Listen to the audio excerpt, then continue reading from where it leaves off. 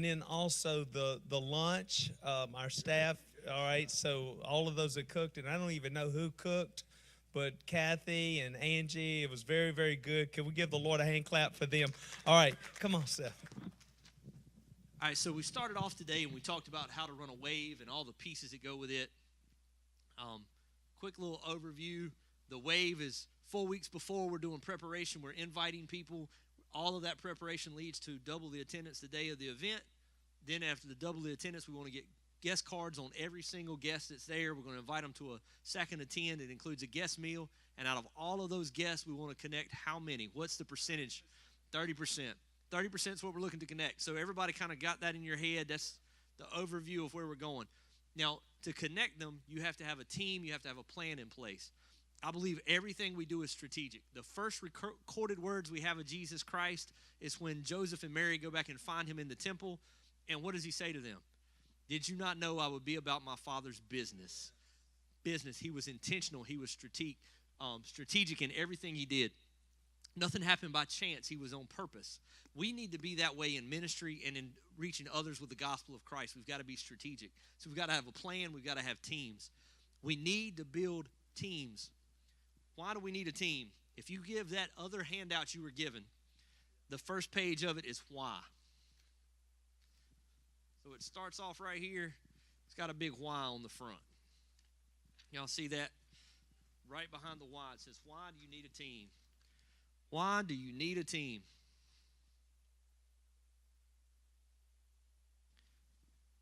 You need a team because every single leader has a lid. There's a limit to your capacity, to your ability. There's a limit to what you can accomplish on your own. If you can build a team, you become limitless as you keep growing and developing people. Anybody in the room got a declining or a plateaued ministry? One that's stuck. All right, so let's talk about how to fix that when it's stuck or it's declining. There's a couple of things you got to look at. If your current ministry is plateaued or declining, you need to evaluate leadership.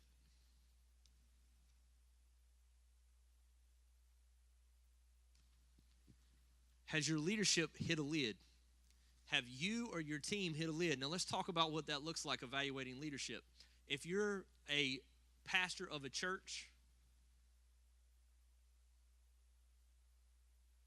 you've got these levels. The first thing you are is your positional leader. You're a positional leader because you have a position or a title. So many times people in our church have a position, they have a title, but they have nothing else. They don't have the heart, they don't have the passion, they don't have the relationships. They just have a position. People like position because it makes them feel important, but positional leaders don't accomplish a whole lot. Positional leadership is somebody, all of us, when we were named pastor of our current congregation, before we knew anybody in the room, we were just a positional leader. We had the title of leadership, but we had nothing else to go with it. Next is relational. A relational leader leads out of the fact that they can relate to people, people like them. This is where 90% of churches in America are. 90 is my rough estimate. It's relational. Here's how you know. What's the average size church in America? I think it's 80, right at 88.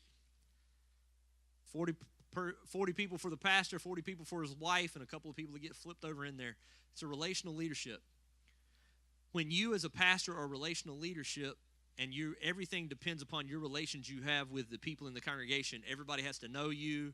If you have a church event, church function, you have to be there. If there's a church work day, you're there with your tool belt on. If they're cleaning the church, you got a broom in your hand. It's all relational. Everybody wants to know you, wants to be known by you. If you don't know their name, they feel like they're not a part. That's relational leadership. Relational leadership, you will hit a lid somewhere below 200. Somewhere around 100. Now, you can get exceptional relational leaders, have one or two people helping you, and you can get to 200, but it's very rare. About 100 is it. Relational leadership is where almost all churches are in America, but even if your church is past that, I guarantee you if you've plateaued, you've got relational leaders on your staff that are holding on to relationships, so therefore they're squelching growth. If you can only have personal relationship with 40 people and you're in a position of leadership where you need to have 70 people under you, you either have to let go of some or you have to develop. but as long as you stay relational, you'll keep it small. You ever seen a church get up to about 250, 300 people, and then the pastors change? They bring a new pastor in, and he wants to meet all the people and be very relational with them, and the next thing you know, the church has grown down to 80 people? It's why? Because he went from a visional leader back to a relational leader. As a leader, if you have to be known and know everybody, you will be the lid right there. If you've got a student leader, student pastor, they want to have relationships with everybody in their ministry, they're going to cap out right there. And you think, well, that's great. 88 teenagers is a phenomenal student ministry. Yep. But it's still going to be your lid when you could go to 400. But because you need the relationships, you'll be your own lid. Relational leadership is the lid. Evaluate leadership. Where is your leadership at? Positional means you've got a title. Relational means you've got relationships. Once you build relationships, when you start asking people to help you do stuff and accomplish things, you start making this transition to work. You become task related. This is where you start getting people on your team. You start asking them to accomplish a task. When I talked about Tasha being my connections director, and she started building relationship with people, speaking to them every Sunday, and then she asked them, hey, will you help me next week by opening the front door? Hey, will you help me next week by standing in the parking lot? She's now transitioning from relational to she's making them task-oriented. She's a task-oriented leader.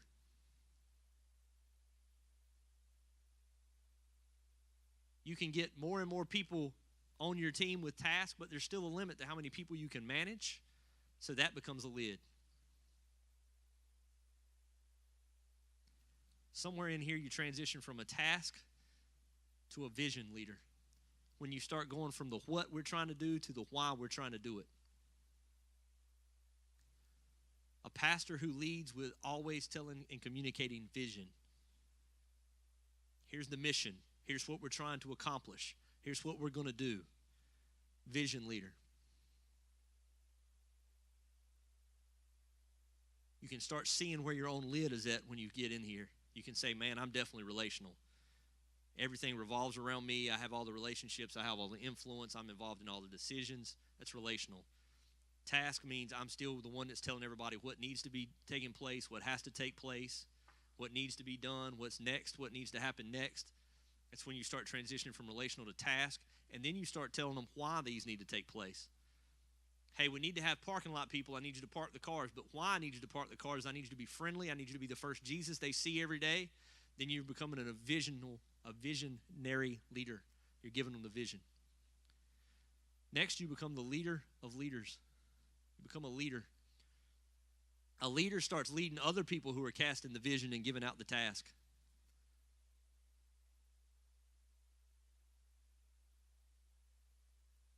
Pastor. Then they've got connections, kids, worship, students. You've got distinct flow to your directors. Now they're casting the vision and giving out the task for this next level.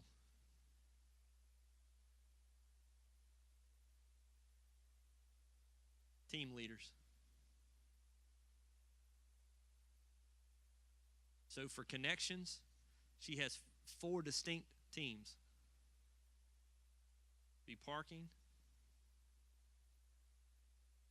lobby, worship center, follow-up.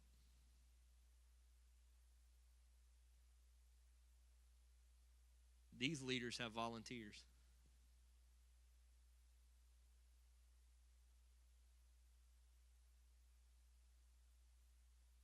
When you're positional, it's the pastor straight to volunteers. And pastors always want to start this thing from the bottom and build up. Right here. Connections. I'm sorry. My writing's horrible. Connections, kids, worship, students.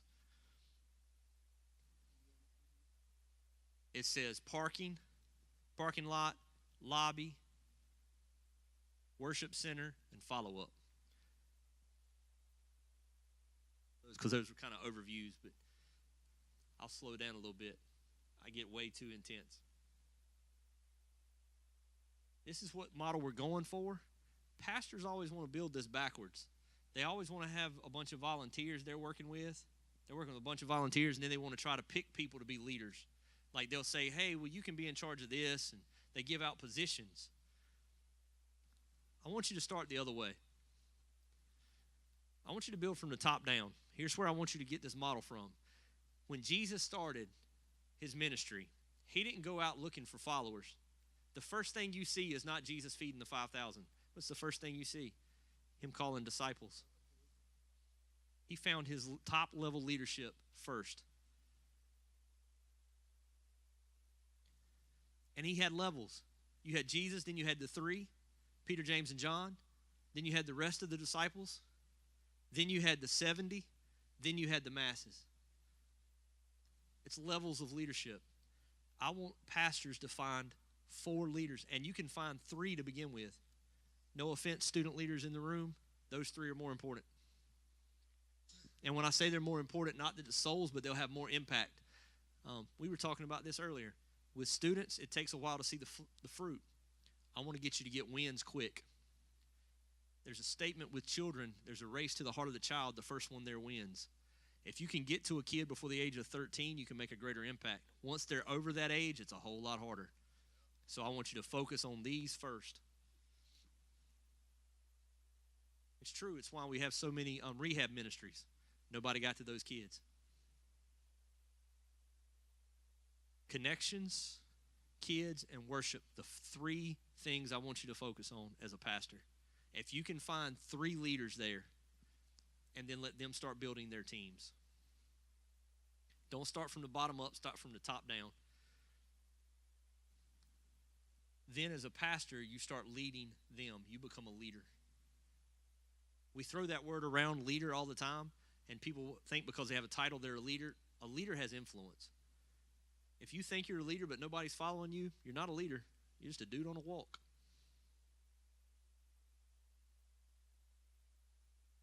Changing the way we lead and growing in who we are is how we grow our ministries. If you have plateaued, you've got to evaluate leadership, starting with yourself. The hardest thing for me sitting in a room with 35 people week in and week out, I was aggravated, I was frustrated. No matter how hard I worked, it didn't change anything. I had to reevaluate me. I was the lid.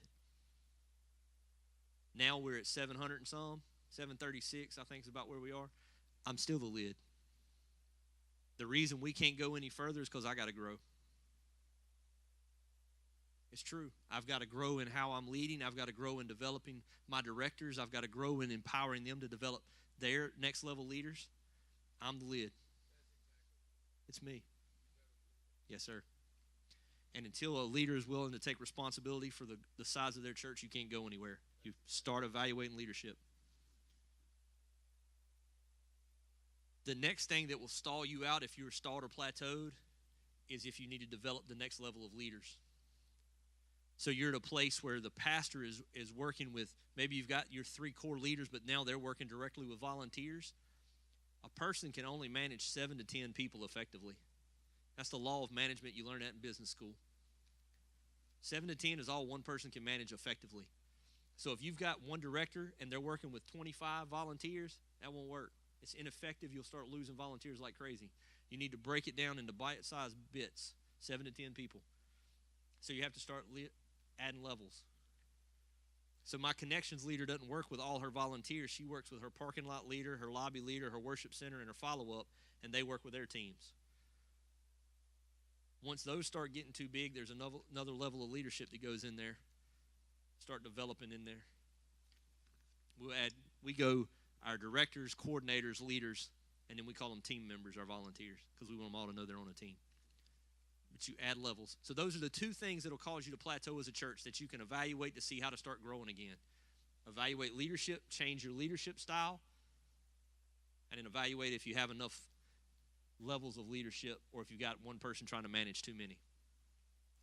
Never want a pastor working directly with volunteers, ever. In my church, I don't ever tell somebody what to do in the parking lot. I don't tell them how to straighten chairs. Nothing. I don't tell them to adjust the thermostat ever. Why? Because I cut the legs out from underneath all my leaders. If I go directly to a volunteer, I'm chopping the legs out from underneath my leadership. If I see something, I pull up at church on Sunday morning and I see something wrong, I'm not fixing it. I'm not addressing it. I'm going to talk to my director. They're going to talk to somebody, and that's going to get fixed. If I do it, I chop the legs out from every one of my leaders, and I make them feel like they weren't needed. They were unnecessary.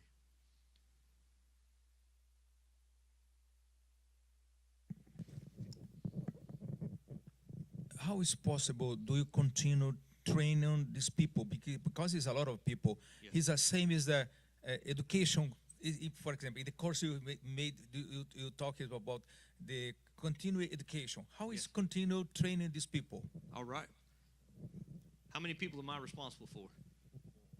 4. But I'm going to start with 3 that I'm really going to focus on. I'm really going to start with 1. And I'm going to convey to them everything I need a connections director to do. And I'm going to teach them the things I just taught y'all this morning. We'll talk about it a little bit more as we start going through this process. I'm going to find a connections director and train them everything I need the parking lot to do. All that information is given to them. Their job is to train the next level. I'm done with connections. I will never train connections again. I've trained them. I'm finished. Next, I pick the next one. And I can promise you I can't teach you a single stinking thing about teaching kids. So I'm going to get them training from where they need it. I'm going to talk about structure and process. The beauty is I'm a part of Compassion Network, so we have champions for each one of these 4 areas. They do my training. That's the joys of being a part of a network. Yes, ma'am. Hold on now. That's a good question. I asked how often, as pastor, does he meet with his 3 or 4 core people? Once a week, every week. Pastor Josh tells a story before he had any staff. He would have staff meeting on Tuesday morning at 9 a.m. and he would set up empty chairs. And he said, I would set up those empty chairs and I'd meet with them 9 a.m. every Tuesday morning. And he said, I would pray for the person that would eventually be sitting in that chair. And he said, I would meet with them every time and we would go through stuff. I would talk it out loud. He said, then I'd have 1 chair filled and we'd pray over the other 2. Until he filled all 4 chairs.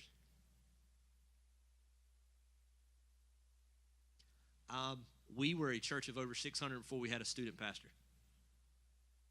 We didn't have anybody to fill that role. We didn't have anybody that was taking the initiative and the responsibility. We didn't have students. We broke 600 and didn't even have a students program at all. They were just part of the congregation. Elevation is actually running that in Charlotte. They don't have anything for students. They have an event once every couple of months. Other than that, they're a part of the congregation like all the other adults. Do I think it's important? Yes. Do I think it can wait? Yep. It can wait a minute. Just because it's slower to produce fruit. Once a week. I meet with them every week, once a week. We meet on Tuesday evenings because all of my staff is not full-time. So 700 and some, my 4 directors, not all of them are full-time. Matter of fact, my students and my worship are part-time. So it can be done. And I had nobody that was paid in any of those 4 positions until we broke 500, including myself. Money is not what calls people to ministry, I promise you. They have a calling. God created them for it. Sometimes as pastors, we think we have a calling and we're willing to sacrifice and commit everything, but other people aren't. It's not true. We just hadn't given them an opportunity. United States Marines win war with teenagers. I can't get my teenagers to clean their bedrooms. They win wars with them. They move mountains with them. How is that possible? Expectations. Yes, ma'am.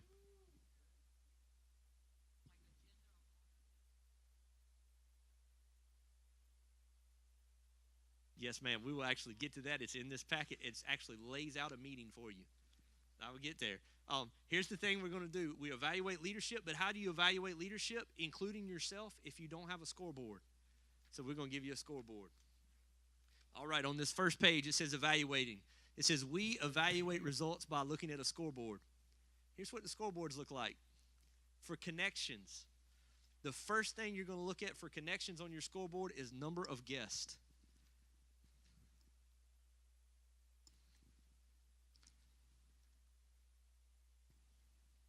We're in the Y, so right behind, it's right at the very beginning. Right here. This is it, scoreboard, right there. Right there.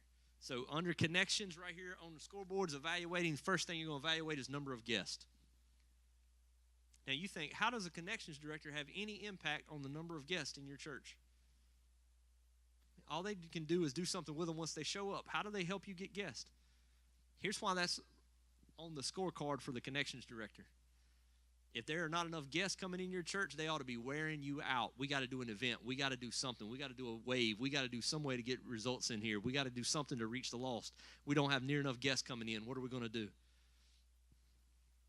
My connections director helps drive guests by a lot of things. When we have baptisms, they make sure all the guest invite cards go out to all their friends and family, the personal invites. They're responsible for number of guests.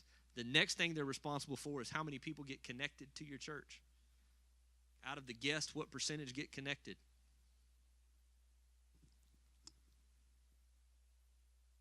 All right. The connections is responsible for how many guests get connected.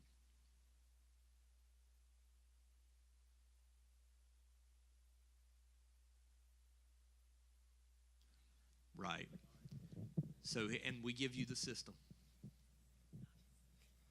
Praise ye the Lord. All right, what was that question again? I asked if they had a system in place to where the ones underneath the connection director report to the director every week, letting them know how many guests or second time. Every Sunday, there's guest cards. We talk about them throughout service. We collect guest cards. We have VIP tents outside, which are a place where our guests check in. We give them a T-shirt for their card. We used to do a little bag of candy because we couldn't afford a T-shirt. Now we give them a T-shirt that says, "You belong here, Compassion Church." Nice. Every guest gets a shirt. Why do we give shirts? Because they wear them, they get used, they actually are seen.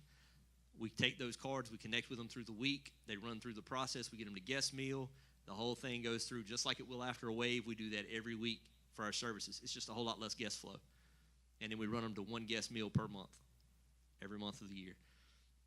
They're responsible for hitting that 30% mark on every single guest that comes through.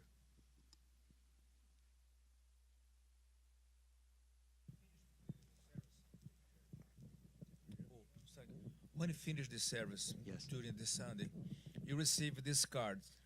Yeah. The card, you actually get the card as soon as you come in. Okay, but he's a team to receive this and prepare for the connection and the addresses, the email. What kind of this information did you use to contact these people? All right. The information we get is name, email, telephone number, who invited you. Always that information. We don't ask for kids' birthdays. We don't ask for any, because if you ask too much information, nobody will fill it out. Very basic stuff, very quick. I just want to be able to get back in touch with them so we can have a conversation. Now, I'll send them an email from the pastor. We used to snail mail it. Nobody opened them. We started asking people. They didn't read them. So we quit getting that information. Now we just email them one, and people will click and respond. And then we'll also send them a text and then a phone conversation. And all of that objective is to make a connection. We'll invite them to the next upcoming guest meal, and we start talking to them. We start building a relationship. Then the other thing the connections director is graded on is how many leaders they have, how many leaders they've developed. It's everybody's job to produce leaders. Every director is responsible for producing more leaders. So they're graded on how many leaders and then how many volunteers. You notice how I could tell you exactly how many volunteers my connections director had earlier? She had 48. You know how I could do that? Because we're keeping score. I knew how many people were on her team because we're keeping score. And so we went over that in a staff meeting. That's how I knew those numbers. 48 was children. She had 76 in connections. We keep a scoreboard. And if you don't look at the scoreboard, it's pointless. Go back and revisit the scoreboard. I can tell you how good my connections director is doing, not because I feel like she's doing a good job or it feels like the church is growing. I got numbers. And every number represents a soul, and those matter. That's somebody's kid or brother or sister or father or mother. They matter. So we're keeping score. So that's how I can tell you if my connections director is doing a good job. Number of guests, number connected, leaders, volunteers. Now let's go to the scoreboard for my worship pastor, my worship director. My worship director, I'm looking at 4 things on his scoreboard. How many vocalists he has. How many people he has singing. It's not just how good they are, how many. Then I want to know how many musicians he has.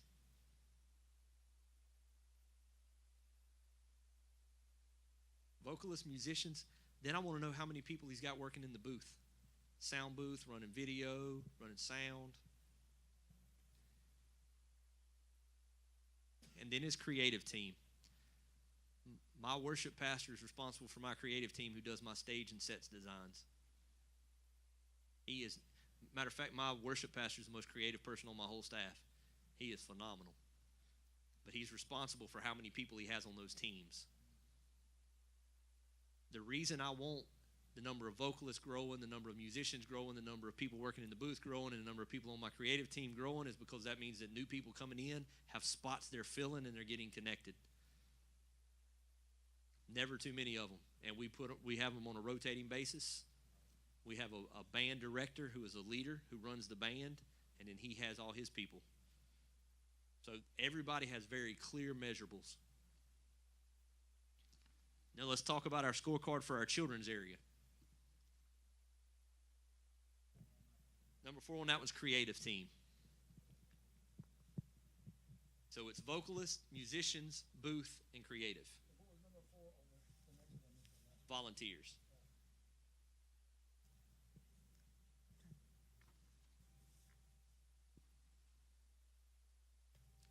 So now we're on children's. My children's director, yes.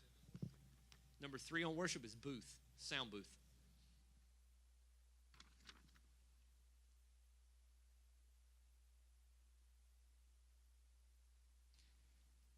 For children, it's attendance. Now, how does a children's director influence attendance? I have children's directors tell me this all the time. Well, I can't control how many children come. Oh, really? How? Yeah. How do you do that? What impact do they have? What can they do to drive attendance? Make the kid want to come back by doing events. Absolutely. Making it fun.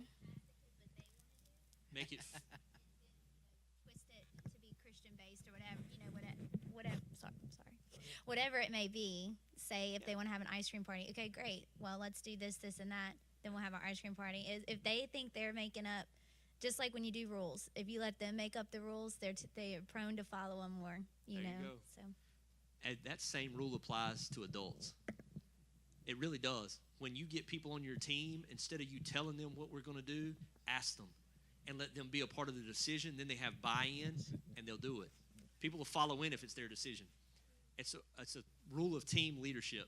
It's amazing. You can learn about everything you need about leadership from a kindergarten teacher. People don't change. We just get bigger. If they feel like they're a part of the decision, if they feel like they help make up where they were going in the direction, they'll buy in a whole lot stronger. Yep, they'll own it. It's ownership.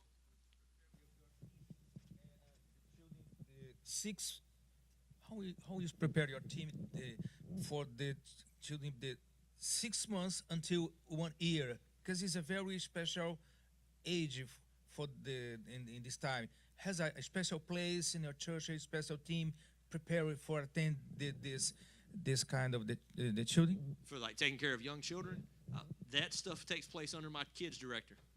Like I would give you all the details how we take care of small kids, but I don't know. I don't deal with kids. I don't know. My kids director does that.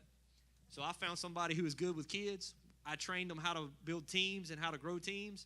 And then they are using Orange curriculum, which is Andy Stanley stuff. They're using Orange. I think that's where it comes from. They're running Orange curriculum, and my kids director is a phenom with kids. He takes care of all that. The pastor doesn't need to be a genius on children. I don't even like my kids most days. I sure ain't dealing with somebody else's. I mean, I love y'all. Wish you the best. When they grow up, I'll deal with them. I'm not dealing with.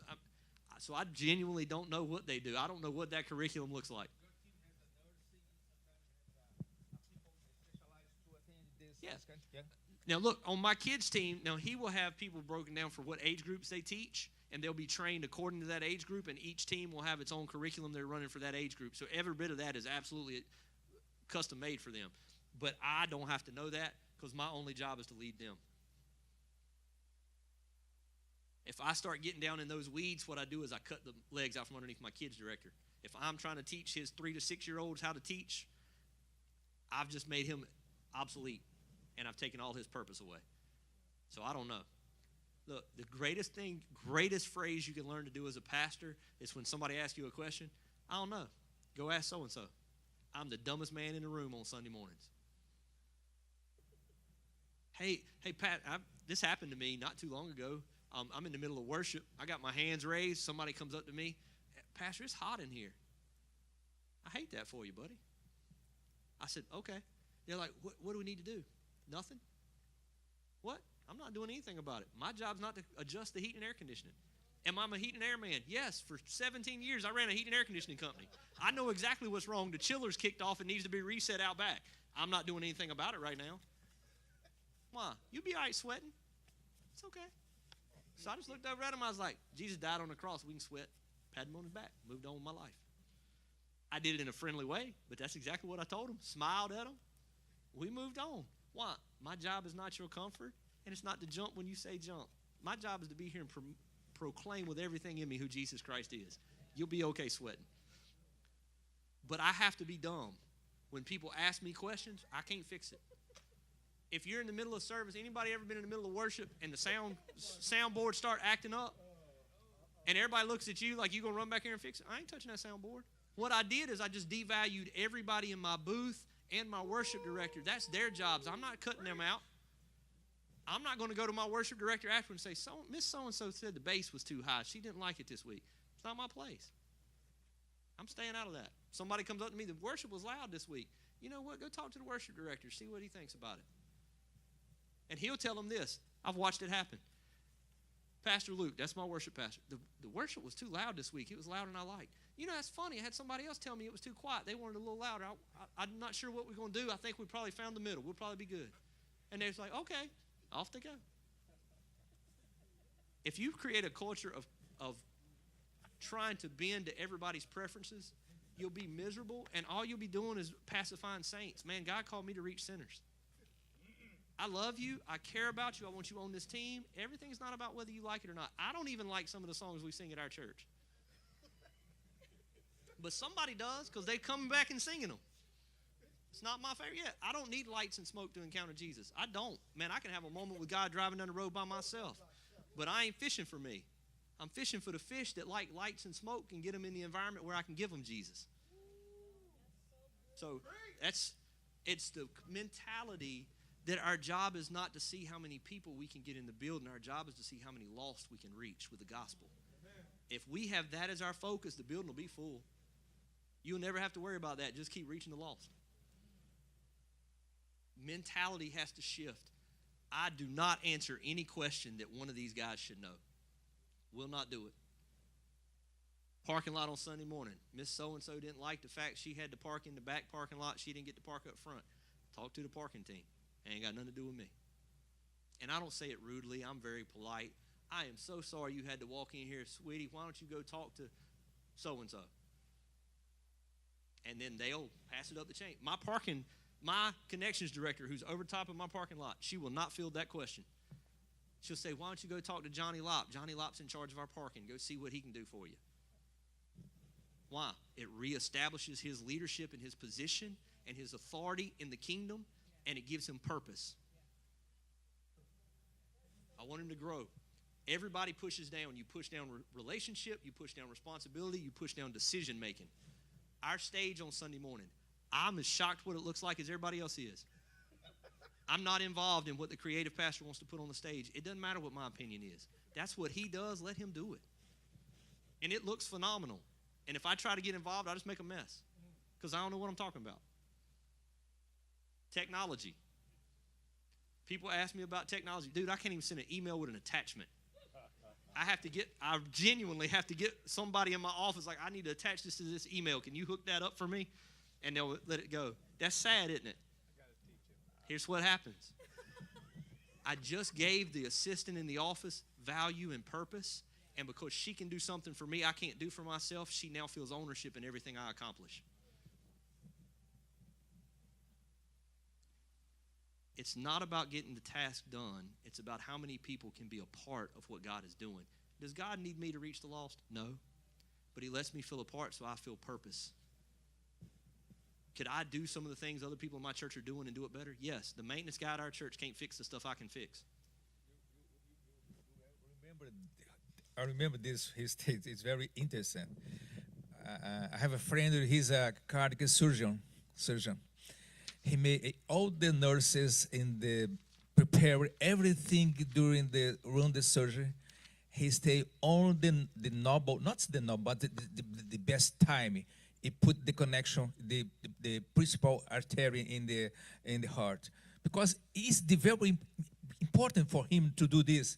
I think it's the same the pastor. Everything work for the pastor. Give the message. Yes. Give it's the same. It's wonderful. Your explanation is wonderful.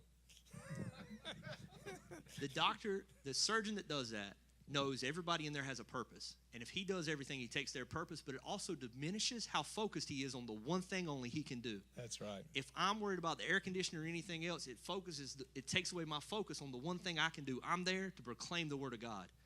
And am I going to diminish it because I'm running around looking at the air conditioner or I'm worried about where Miss So-and-so parked? No. All of my attention goes right there because that's what I can do. And then you always do what only you can do and delegate everything else. Here's the biggest thing in church leadership with teams we have to grasp. Any job you do that someone else can do, you're still in their purpose. We're actually robbing it from our congregation. They are created to do the ministry. We're supposed to equip them. So if we're doing it and they could have, like if I straighten chairs in my sanctuary, I've stolen somebody else's purpose. Do I see those chairs are crooked? Yes. Do I want them straight? Yes. Am I going to do that and take it from somebody else? No. And I'm willing to risk them still being crooked instead of me taking their position. So I'll walk right by them, act like I ain't see them. Does it kill you sometimes? Yeah, it kills you. Went to the bathroom Sunday. There were no paper towels in the men's bathroom right outside the sanctuary before I preached third service. Did I fix that? No. Do I know where the paper towels are? Yep. Why? Because the person who was supposed to fill those paper towels needs to feel the weight of the responsibility when 10 other people come in and say, there were no paper towels in the men's bathroom. They need to feel that. Too often we're scared to let people fail, and so they never grow. Man, I always grow through failure. Let them fall down a little bit. It's okay. Pick them up, dust them off. My kids fell down all the time learning to walk. That's how they learned. Give them the responsibility, step back, and let them grow into it, and then move on. If a couple people had to wipe their hands on their britches, they'll survive. They will. They'll be all right. I mean, they're not going to not come back to your church because there wasn't paper towels. They may not come back because somebody was rude in the parking lot, but they won't do it over paper towels. Make sure the main thing is the main thing. Push down principle. Here you go. The back of that page. I'm taking way too long for this. We are not going to cover all this. I would rather cover less ground and us have more depth. Can you give us the other two under children? Yes, ma'am. I'm so sorry. They're the The other exact two same under two. children. Under children is attendants, leaders, and volunteers. Thank you. When you go under students, exact same three. Great. Attendants, leaders, and volunteers. Notice that every single leader is responsible for creating new leaders. Yes, sir. Do y'all do youth at y'all's church? Youth, that's our students. Our Okay. students is our teenagers. Okay. We just started doing that, and yes, we do it on a different night. We do it on Wednesdays. Do y'all do young adults? We don't. Okay. Our congregation average age is in the mid-30s, so it is it is young adults. It is young adults. Okay. It's all part. I try not to divide the body anymore than I have to, just because it gives a sense of purpose when everybody's together. And I really need the generations together. Like, I need 70-year-old believers in the same room with 25-year-old believers because the 25-year-olds need to learn something from them. They need to learn some experience. And the 70-year-olds need to learn some life from the 25-year-olds. So I try to keep them in the room. Yes, sir. Do you think youth would be like men's ministry or women's ministry, maybe like a seasonal thing, than every week of the year? I would definitely do anything I could seasonal instead of every week. If you do something every week, nobody values it. Okay. If you do stuff seasonally, like if you say, okay, we're going to do a Bible study Wednesday night for the next 6 weeks, and it's a 6-week commitment, you're going to be here every week for 6 weeks, and we're going to do this Bible study, and then we may take 3 or 4 weeks off, and then we'll do another series. I think people value it a whole lot more. Like, ooh, I'm going to miss it. I can't miss this. This is the last week. It makes some intentionality in it. So that's Good one. that's not in my curriculum, but that's my personal experience.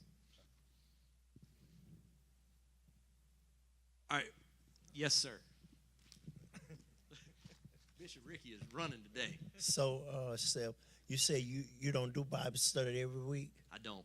I used to do it every week, every single Wednesday night, and we would have 250 people for Bible study. The problem is I couldn't sustain it. It got so big I was not advertising it. I never mentioned it on Sunday, but people just kept coming because they wanted it. I couldn't sustain it. So what we did is we actually shut down Bible study. We moved students to Wednesday nights because they had outgrown their space, so they're now in the sanctuary on Wednesday nights. And we're doing Bible study in sessions. So I'll do a sign-up session. So I'll do a Bible study, getting ready to do the parables of Christ, and it's going to run 8 weeks. And the 8-week parables of Christ, you have to sign up. First 50 people that sign up can come. After that, you have to wait till the next one. It creates purpose, and people don't miss. They're engaged. I don't have anybody in the room that doesn't want to be there. So would you suggest someone that running the 88 to do Wednesday like that? Yes. Yeah, I did Wednesday night all the way up until we were at the 700 mark. Okay. And I loved it. I mean, that's my favorite time of the week was Bible study. I fed off of it. The truth is I wish I could still do it. I just couldn't sustain it. Because that gave me an hour on Wednesday night to break out the word, and all I did was expository preaching. I would take a verse of scripture, and we'd break it down, and we would have open discussion. But it's tough to maintain that when you get to a certain size. We just couldn't maintain children's staff for it. All right, so on the back of that page, here's a principle I want you to learn. And we've talked about this a couple of different ways. It's called the push-down principle.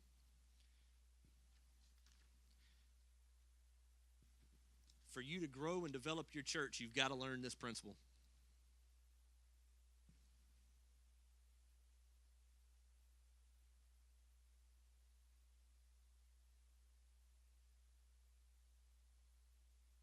You have to push down everything. Things that you're doing now, things that you have to give to others. You have to push them down. So how does one gain influence in the life of another? You gain influence from leaders below you by giving influence to the leaders below you. For you to have influence, you give stuff away.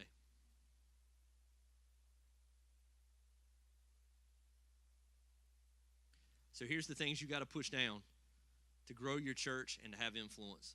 One is responsibility.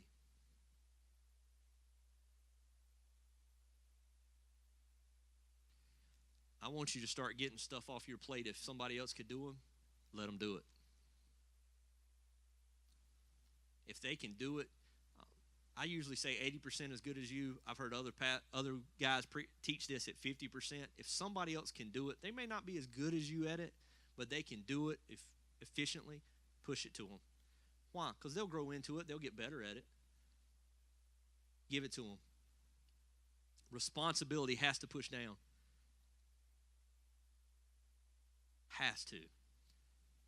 Means you have to get past the point of needing to be needed. Personal growth. 2, the other thing you start pushing down, decision making.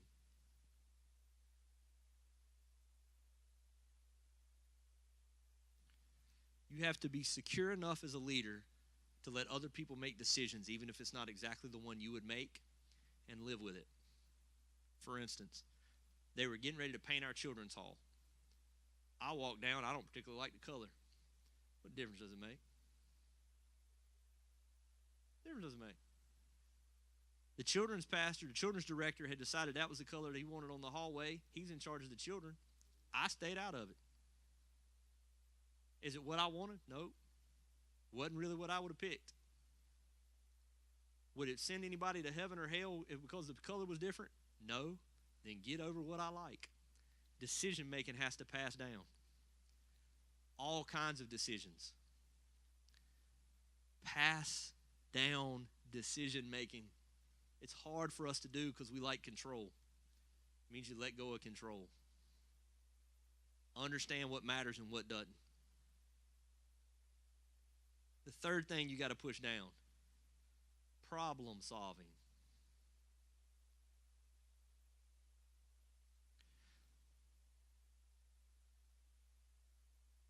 We had a problem.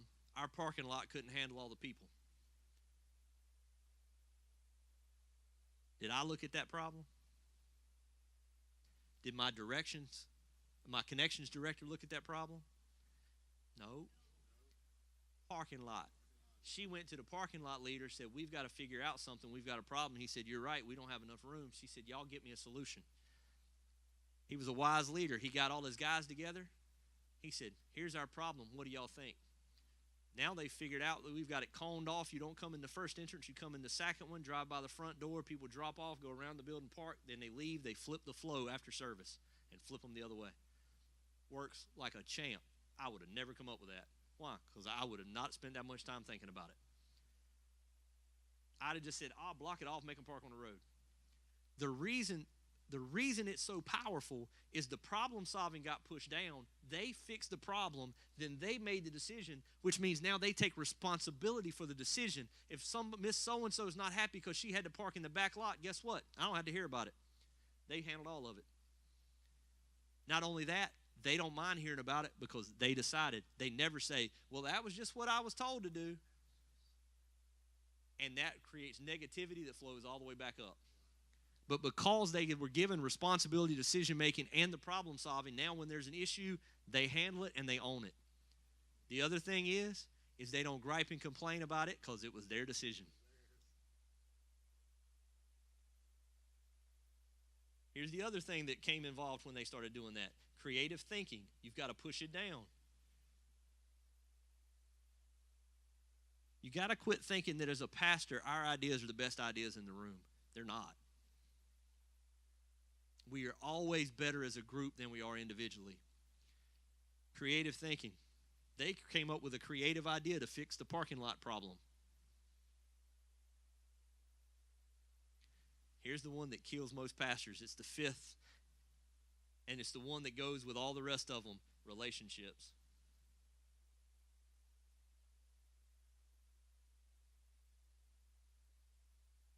I don't have relationships with everybody in my church. My parking lot team has relationships with everybody in the church because they see them every week. My lobby team has relationships with everybody in the church because they talk to them every week. My ushers see them. My kids department meets the kids. They meet the parents. I don't know them. Yes, sir. Yes.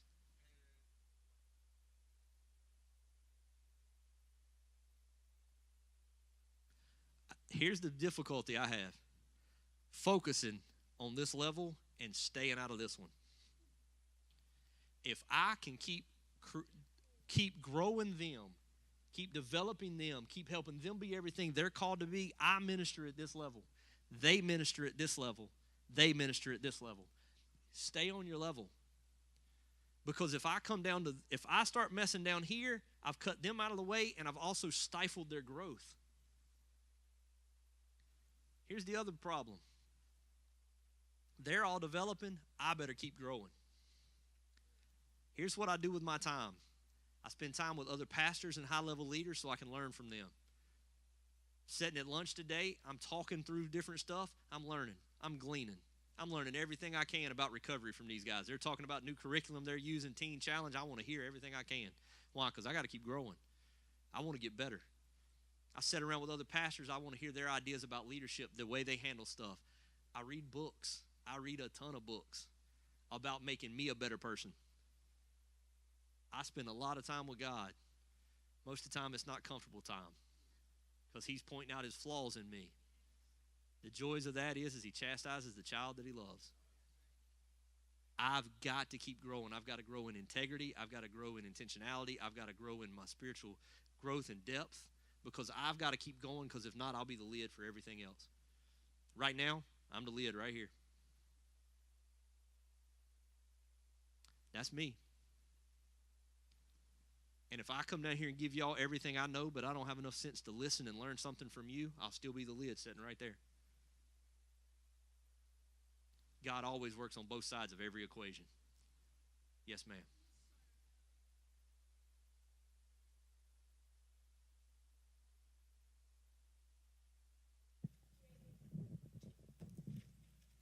Thank you. Need clarity about the creativity of your worship stage setting. Yes, ma'am. Was that what I heard, that it came from the sound technician? It comes from out of my worship. My worship director. Worship director. He has a creative team. Okay. And what they do is they will look at what our sermon series is, Okay. like what's going on, and they'll put something together. So, like our sermon series right now is called Simple, and it's about simple life, simple faith, simple hope. So they cut out these big letters out of styrofoam and hung them on a black board because you can't see the board, and it's hung perfectly level and crisp, and then they put lighting on it, and so it looks like they're glowing. It's just cheap styrofoam we got from Home Depot, but it looks like they're glowing all the way across the stage. They did all that. I didn't even know what was coming. I walked in Sunday, and I was like, man, that looks great. Good job. And moved on. Our next sermon series is in Blank We Trust. Put your money where your God is. It's our giving series we do in November. And they're developing that whole set. I would tell you what it looks like. I don't know. That's good. I'll be shocked when I come in and be just as excited as everybody else is. But they'll come up with something creative every month. It changes. So, Seth. Yes, sir. If you in worship and you're worshiping God and it's hot in the room, Yep. you won't even tell them to turn the air conditioner on. Nope. I mean, turn it down or whatever. I figure if I'm hot, they hot too. They'll figure it out. And if not, it ain't the first time I sweated. So, I'll be okay. I found when I try to control every little thing that I actually cause more issues.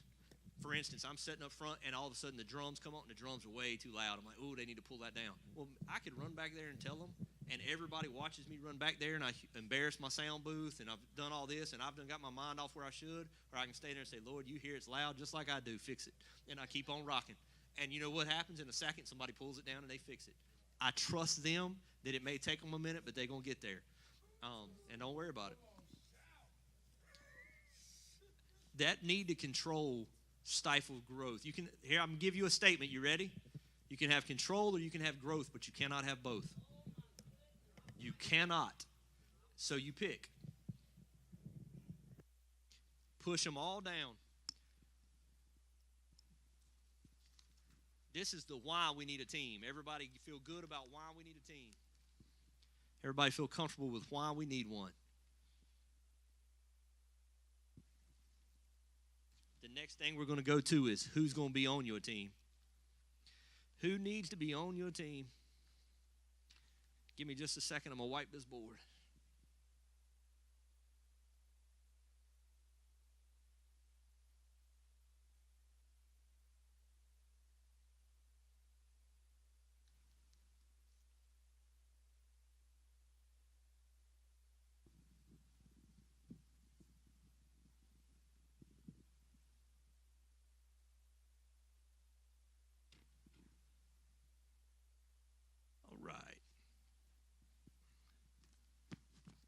So there's this big triangle right here.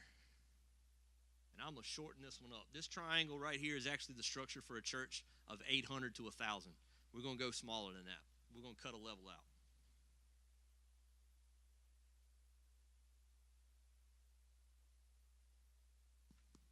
So we're going to have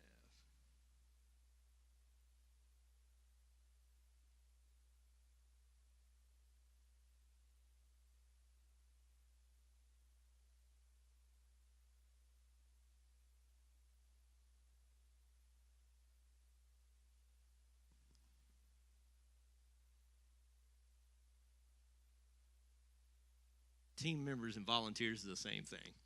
Notice this triangle, the pastor's on the bottom, not on the top. Too often in the church world, we get it backwards.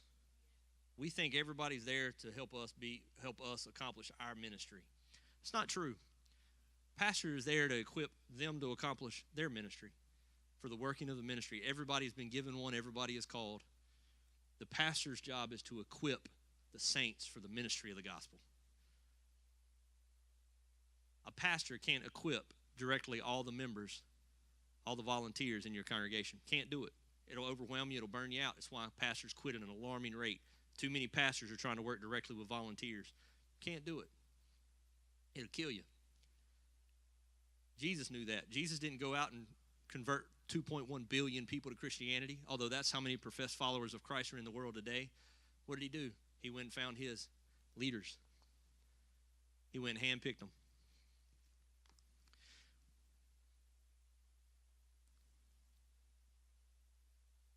But a pastor has to be very focused and strategic in developing leaders. You don't just hope they show up. You don't just hope they walk through the door prepackaged. It's called intentional fishing. Who needs to be on your team? You need to have directors, and we talked about those 4 directors. Can y'all name them for me?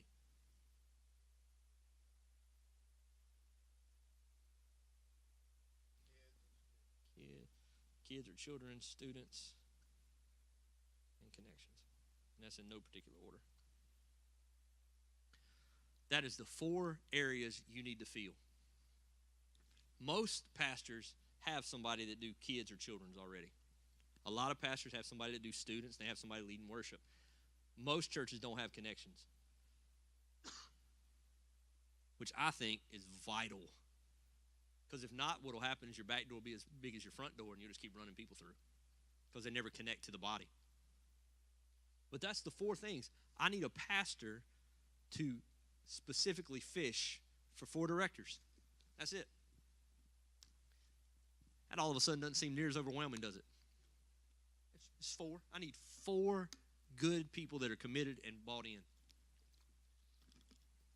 And do not offer them money on the get-go.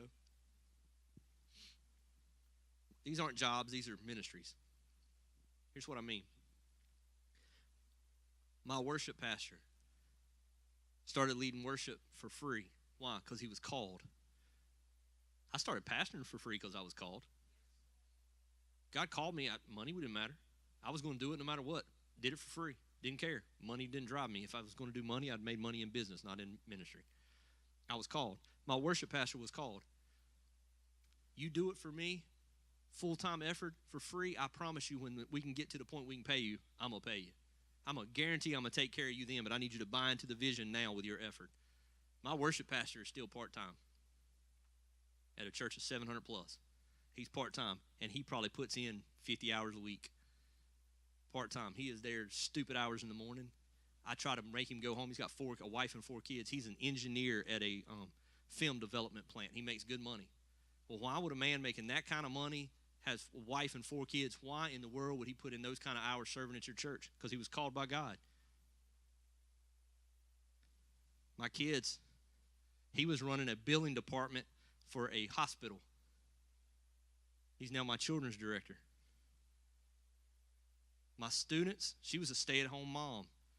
She's been in my church from the get-go, but she finally realized what God was calling her to do and stepped up, and she's tripled our students.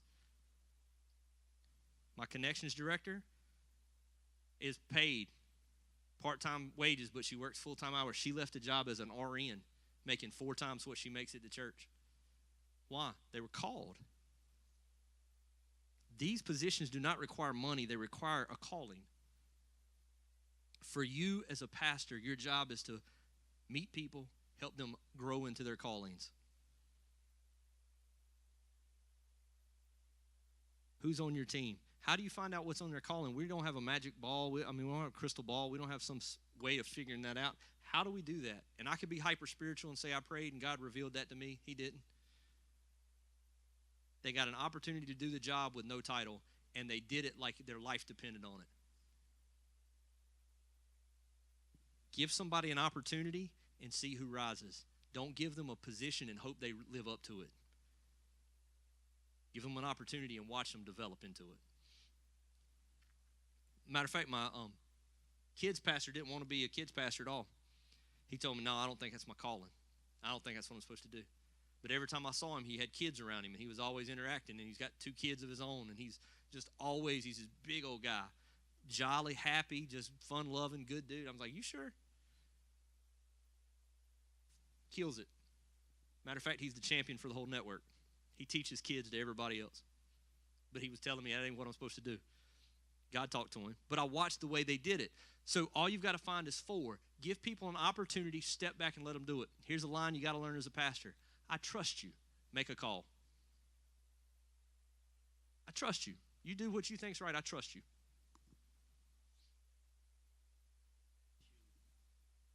I like to ask you what role, like Pastor Sinclair told us about Mr. Sinclair, say he's going to be running this one day. So in this process, where do he fit in? Bishop Ricky better do everything he can to give him everything he needs. Empowering. The greatest thing a leader can do is build a stage for another man to stand on. So if he's going to be running this one day, here's a lot of things he needs to learn. You know a lot of them because experience has taught them to you. You got to make sure you hand them out. It's the same thing as a pastor. Teaching my worship pastor, I learned a lot as a pastor. He needed to know how to deal with people, how to handle difficult situations, how to problem solve. I spend all of my time with those 4 people. If I'm in the office, those 4 people have unlimited access to me. On my phone, if one of those 4 calls, I'm answering. Somebody else? Probably not, unless it's my wife, and that depends on the day. I'm just kidding. I'm just playing. But in Ricky's situation, Right. he wouldn't be one of the 4. He wouldn't be one of the 4. In Ricky's situation? And his son. Now, his son could be, His because son- he could be in this position and growing. Because here's the thing. He's He's right right there. here. Okay. But what he's learning right here and pastoring the students is going to be the same thing he's going to need when he's pastoring the whole flock. It's the same skill set, how to deal with people, deal with conflicts, how to build teams, how to grow teams. He's going to have to add a ton of volunteers to reach all the students he can reach. And he's going to have areas of that. He'll have his own student connections. Like, what night do y'all do students? Thursday nights. Thursday nights, he'll start developing students that run his own connection process for his student ministry. So he'll have students in the lobby. He'll have students in the parking lot. It's going to be the same thing on a different scale. Same one. Like the guy that right now is my children's director or my kids director who's killing it, he won't be my kids director next year. He's growing and developing into another role. So he is training up the next level leader to take his spot. My connections pastor, Tasha, connections director Tasha, she has a girl, Heather, that works with her. Heather runs 90% of what she does now. Why? Because Tasha's training her. So when the moment comes, Tasha can go to the next level and Heather can step in her spot. You've got to always be growing the next level and pushing down. If not, you've limited your growth. The more they go, the higher you can. So my director's level are these 4. Then I have coordinator level. That's who they're working with to make sure the ministry gets done. So my coordinator level would be my parking lot. They're a coordinator. I got a parking lot coordinator that answers directly to my connections pastor. I've got a lobby coordinator. I got a worship center coordinator. I got a follow-up coordinator. Those coordinators work directly with the director who then talks directly to me. They're empowering volunteers for the work of the ministry. Once you get to a certain size, there's too many team members or volunteers. Then I have to add another level, which is team leaders. Here's how mine broke down. I had a parking lot coordinator. Now I've got a team leader for first service, second service, third service under my parking lot coordinator. Under me, my parking lot, coordinator, and then my parking lot coordinator works with my connections director. Just keep adding levels.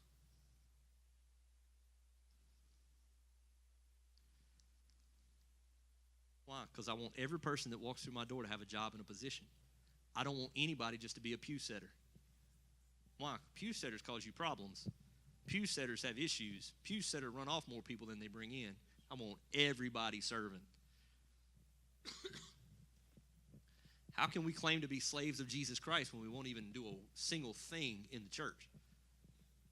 We've got to learn to serve. It's how we build our team, and it's what our structure looks like. Next question. We know who needs to be on our team. Now, how do we build a team? How to be the leader of a team and what that leadership looks like.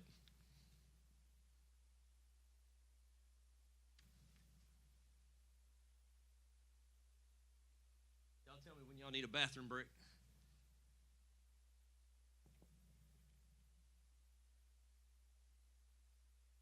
I'll keep rocking. And we're going to wrap up today at 3:30 because I got to catch a flight to Atlanta. So we've got an hour and 20 minutes. Y'all want to take a quick, let's take a quick 10-minute break, and then we'll get back and we'll run to 3:30. We'll finish out.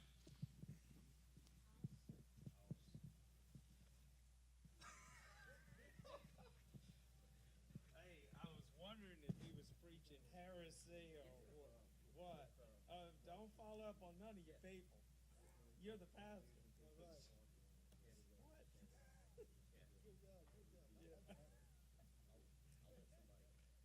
Just be hot. Just go ahead and stay hot in the service.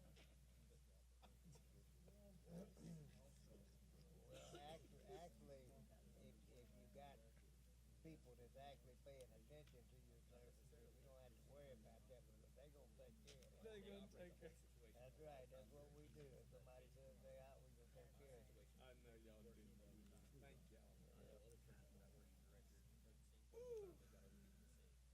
And we didn't develop overnight. We are a work in progress.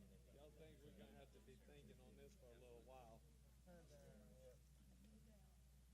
to be thinking about this for a little while. Bub? Yeah. Oh, man. Very good stuff, man. Push down. So we gotta push down. Responsibility, We gotta let creativity. everybody participate. We have to give them opportunity. Even if they make a mistake, we still have to give them opportunity. They'll grow from the experience. I gotta spend more and more time personally growing myself.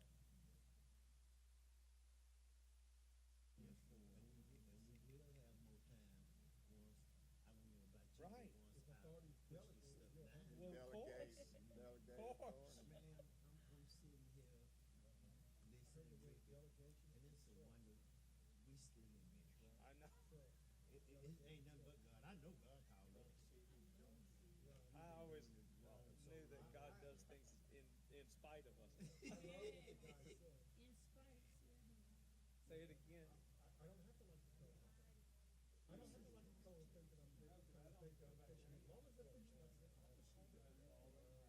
And you know, I am so guilty of destroying other people's confidence. Receiving it back. And that's the beauty of the deal. That's what we say.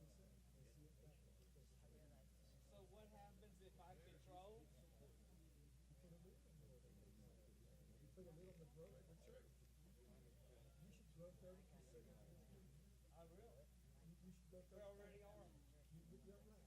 We already are. In fact, the atmosphere's changed. Oh, exactly. There's an open heaven. There's The a flow. atmosphere's changed.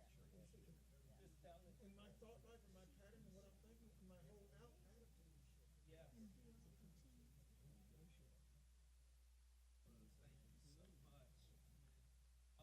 Hey guys, this is Brother Milton. Brother Milton, how long you been here? 13 years. 12 years?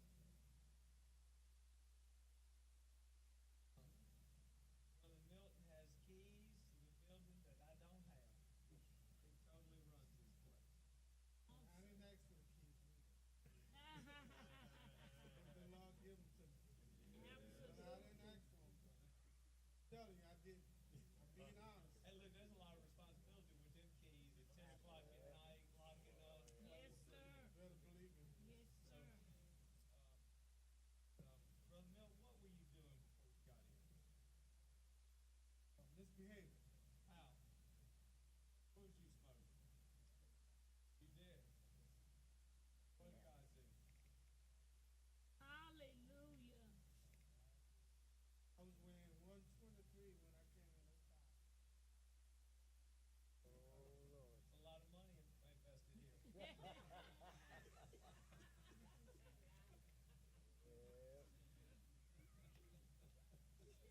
we love you, brother. Very good. Good one.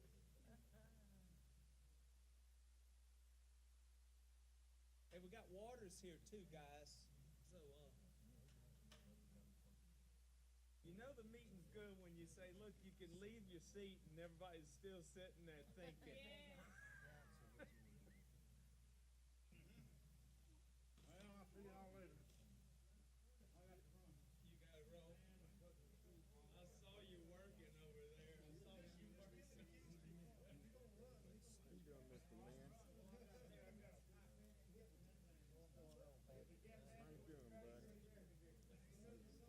Trying to keep up with everything.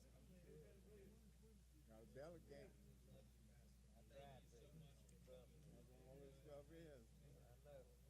Sometimes it ain't like that.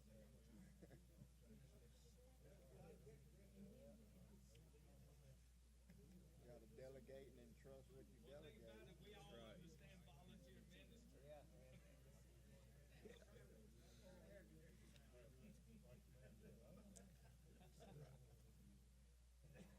We'll cover all the rest of this.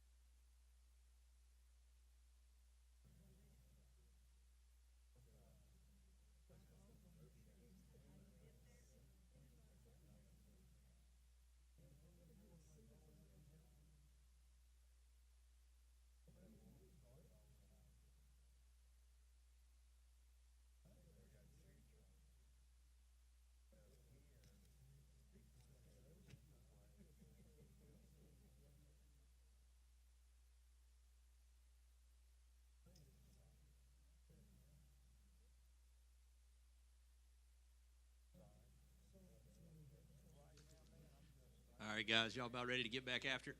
We'll put in this last stretch for an hour real quick and see what else we can cover.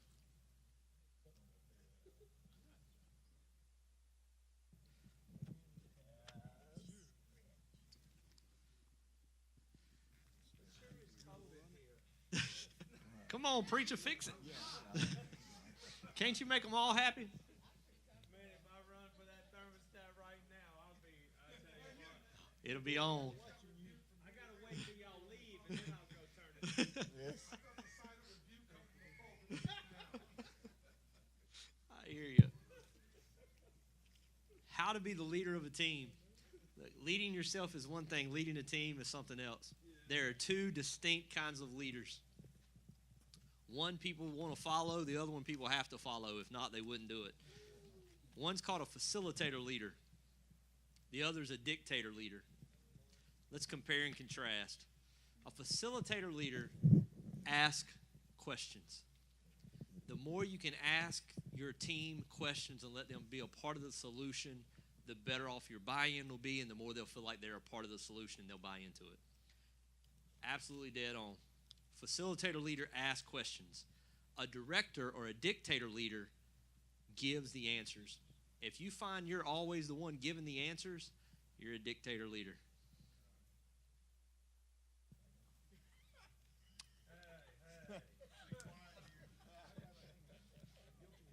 Yeah, me and you both. I struggle with this one at times. When you're the one that always has the answers. All right, a facilitator leader lets the team come up with the solutions. Listen, from a leadership position, you may already know what needs to happen, and you may already know the plan and the path you need to take to get there, but you need to let the team get to that conclusion, not just you give it to them. Here's why. One is so they feel a part. The other is so they learn the process of thinking to the right solution, because you're trying to teach them to get there when you're not there. So walk them through the process. Okay, hey guys, here's the issue. What do y'all think? What should we do? What are some possible solutions? A whiteboard is phenomenal for that. So when they start throwing out their ideas, you start writing them up there. I promise you the room will talk itself to the right solution. You can guide it, you can steer it, just don't dominate it. And as your leadership influence increases, you have to get quieter and quieter in meetings. When I'm meeting with my staff, I have to always talk last. If I talk first, nobody else speaks.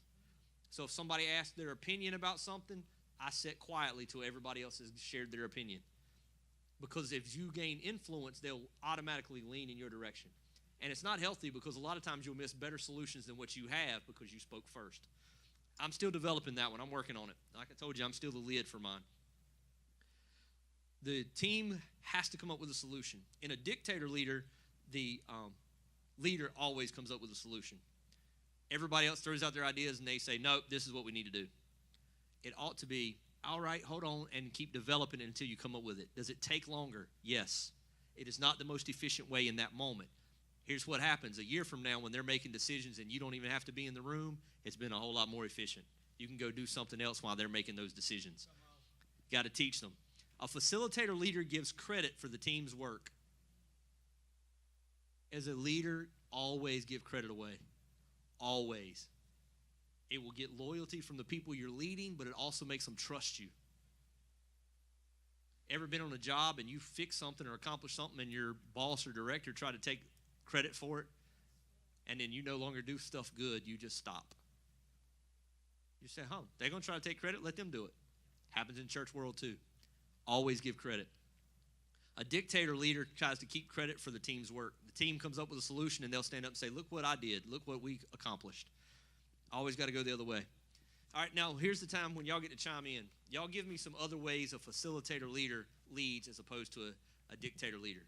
Give me an example that you can think of.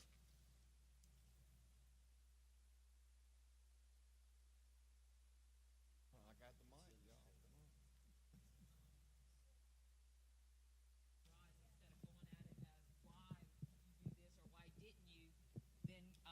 Hey, this was really great, but there was a little glitch right here. Is there any solutions that you can think of? Or The way you deal with problems, that's exactly right. A facilitator leader is it's not just about hit the problem and fix it. It's about fix the process so we don't get the wrong answer the next time.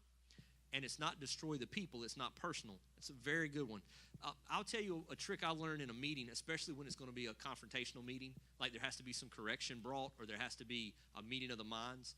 I will get whoever's in the room. We're sitting down. I actually had to do this week before last. We're sitting down. It's going to be an issue. We know it's going to be a point of contention. I said, okay, before we get started, what do you want the solution or the outcome of this meeting to be? And I got everybody in the room to give me what they wanted the outcome of the meeting to be. So we went from everybody trying to prove a point to everybody trying to find a solution. And if they all gave me the direction, if the conversation waned, I could pull it back in. Hold on, that's not headed towards our solution. Let's pull it back. Facilitator guides the conversation. He doesn't drive the conversation. It's completely different. The more you can get people engaged in the process, the more the process now passes on to them. Can you think of any other ways in which you can be a facilitator leader instead of a dictator leader? I think it's made same the brainstorm.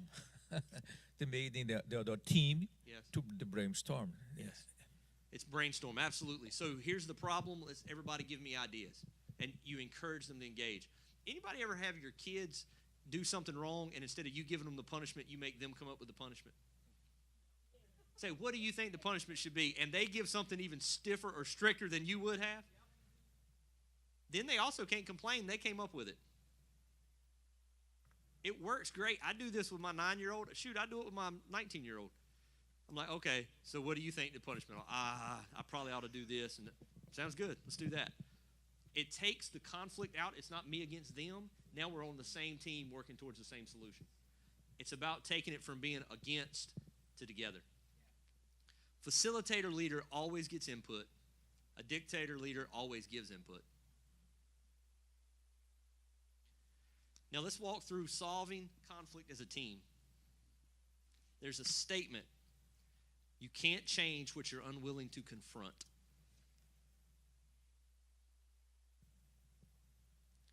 Have you ever found yourself as a pastor in a position where you feel like all you're doing every week is trying to keep people happy?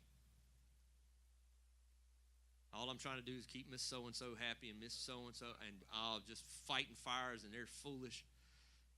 You can't change what you're unwilling to confront. When you get to the point, you realize God never called you to pacify people. He called you to preach the gospel. You can confront it from the front as a whole, and you can start moving past the mentality. But it's true with whatever you accept for behavior from people, it's what you'll get. Your expectations will be met, whether they're high or low, it's what you'll get. So now let's walk through the circle of team building. You can't change what you're unwilling to confront. Keep that in the back of your mind. There's a circle for team building. So when you're trying to build your team, say right now as a pastor, you've got a kids director and you've got a worship director, but you need to find a connections or a students. And so you're looking to add a member to your team.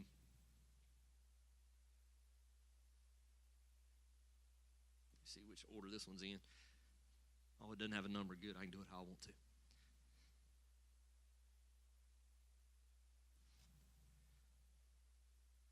You've got the circle right there. Let's walk through this. The first thing you have to do is you have to get somebody to commit to be on your team. And I'll walk through that in the next one, but they're going to commit to join the team. And I'm going to relate this circle to a marriage. Anytime you get a new person on your team, because look, if you get somebody at the director's level in your ministry, it's going to be a lot like a marriage. There's going to be a lot of give and take. There's going to be upset with each other, mad at one another. You're going to see things different. You got to walk through it. For some reason, we think once we've decided to put somebody on our team or we've made them a part of our staff, then, the search is over. Finally, I can relax. No, just getting started. The moment I married my sweet wife, me and my wife have been married almost 20 years. It'll be 20 years in a couple of months. When we got married, we stood at the altar. We committed. We made a covenant relationship before God. We committed to each other. After that, it was all roses and beautiful moments. No. What's the first thing that happens? The honeymoon's over. You get home and conflict begins. And, it's serious stuff, like things you never thought about. Like, whose job is it to hang the toilet paper when the roll is empty? And which way it hangs, and don't you mess that up. It better come off the top. If you put it up backwards, it is on. And you're like, I thought you'd just be thankful I hung it up. Oh, no, you got to do it her way. You got to do it their way. Whose job is it to take out the trash? And when they're taking out the trash, does that include putting the new trash bag back in the trash can? Oh, whoa, that's way too much extra. We ain't getting into all that. I can tell right now that's too much. Problems. Issues happen. My wife has a tendency to take a brand new tube of toothpaste and squeeze it dead center till the toothpaste comes out. Start at the bottom and work your way up. And look, have you ever been in a situation where you get up to brush your teeth and there's no toothpaste left because somebody didn't remember to buy any, so you got your back of your toothbrush pushing on the toothpaste tube, trying to get that last little drop out, and what do? I don't go buy new. I close it up and put it back in there. I figure she'll see it's out and she'll go get some. Nope. She takes the scissors and cuts the end off and sticks her toothbrush in and gets her some more out and puts it back in there. We can go on for weeks like this. They've committed to the team, but there's conflict because we hadn't figured everybody's role out. In church, we are terrified of conflict. But you cannot have a successful team without it. Anybody ever watch NFL training camps and they have fights? They'll be on the news. They're fighting at training camp. They're on the same team. Why are they fighting? Because they're working through conflict. What's my role? What's my responsibility? What am I supposed to do? What's acceptable? What's not? What issues or problems do I need to take to somebody else? Which ones can I handle on my own? There will be conflict. For every member of your team, you'll always add conflict. You and these two could be getting along wonderfully, and you add a new connections director, and all of a sudden it all falls to pieces. Why? Because the dynamic changes. Think of it like this. You've got two families, and it's a mom and her two kids from a previous marriage and a dad and his two kids. You put them all together. Now the mom don't even like her two kids. It causes issues all the way around. And there's difficulty. Why? Because it's dynamics. And a new person comes on the team. Now all of a sudden the kids' pastor's jealous because you're spending more time with a connections director. And the connections director thinks you like the worship director better, and you don't give them the same information. And it goes back and forth. It's part of life. I want you to know, as the pastor of a church, you don't have time to deal with all the thermostat issues and the soundboard because you're dealing with these issues. Growing leaders and growing people is painful, and it takes conflict. Work through it. Confront it. If you've got a member of your core directors team that's doing something they shouldn't, and when I mean doing something they shouldn't, I'm not talking about a moral failure. That you're going to have to confront. I'm talking about maybe they're not building their team like they should, and they're just a workaholic. They're working themselves silly, but they're not developing their team, so it's actually stunning the growth of the whole church. Their commitment level and their work ethic is actually hurting you because they're not passing stuff down, so they've become the lid. You got to confront that. Sitting in that situation right now. I'm working through that myself. Conflict is a part of life. Embrace it. My staff meetings sound like an all-out street brawl. We will fight, we will argue, but when we come out, it's our decision, not my decision. What that means is it means unity in the house. And what does unity do? It brings the day of Pentecost. Unity fixes it, but you don't get unity without conflict. Conflict. Argue, have the tough decisions, the tough statements, the difficult conversations. Then what happens once you have conflict is you can organize. Me and my wife had conflict. Now we're organized. I know who's responsible for taking the kids to school, who picks them up. I know what day she goes to the grocery store. I know who's buying this then, and I'm doing this.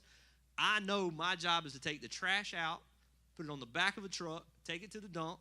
My job is also to clean the trash can. I just found that out today. Added a new little thing through some conflict here. Put in a new trash bag. My job is to hang the new roll of toilet paper with the paper coming off the top. And when she squeezes the middle of the toothpaste tube, I keep my mouth shut, take the back of my toothbrush and fix it. So I push all the toothpaste up and it looks nice because that's a personal issue and she's not having it. And she washes the clothes. I don't wash clothes. I'll fold them. I'm not washing them. But now we're organized. She knows if she washes 3 loads of clothes and leaves them sitting there, I'm going to fold them and they're going to be ready to be put up when I get a moment. I'm going to take care of that because I can do that watching football. I can be productive and handle that. That's going to happen. Then we can accomplish visionary results.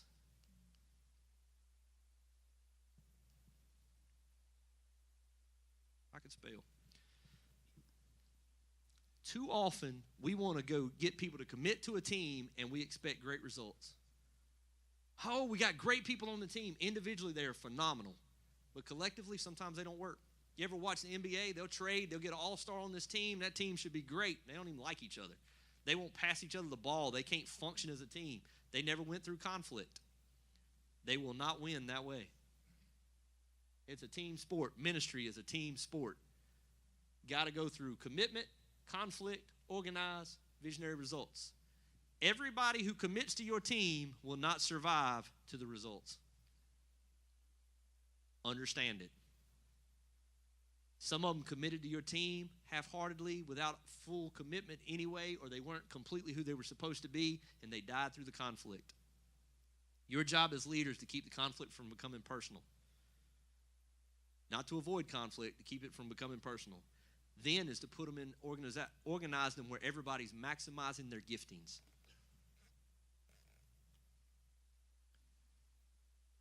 My worship director is highly creative, not very organized. My kids director is highly organized. My connections director is administrative. My students director is administrative.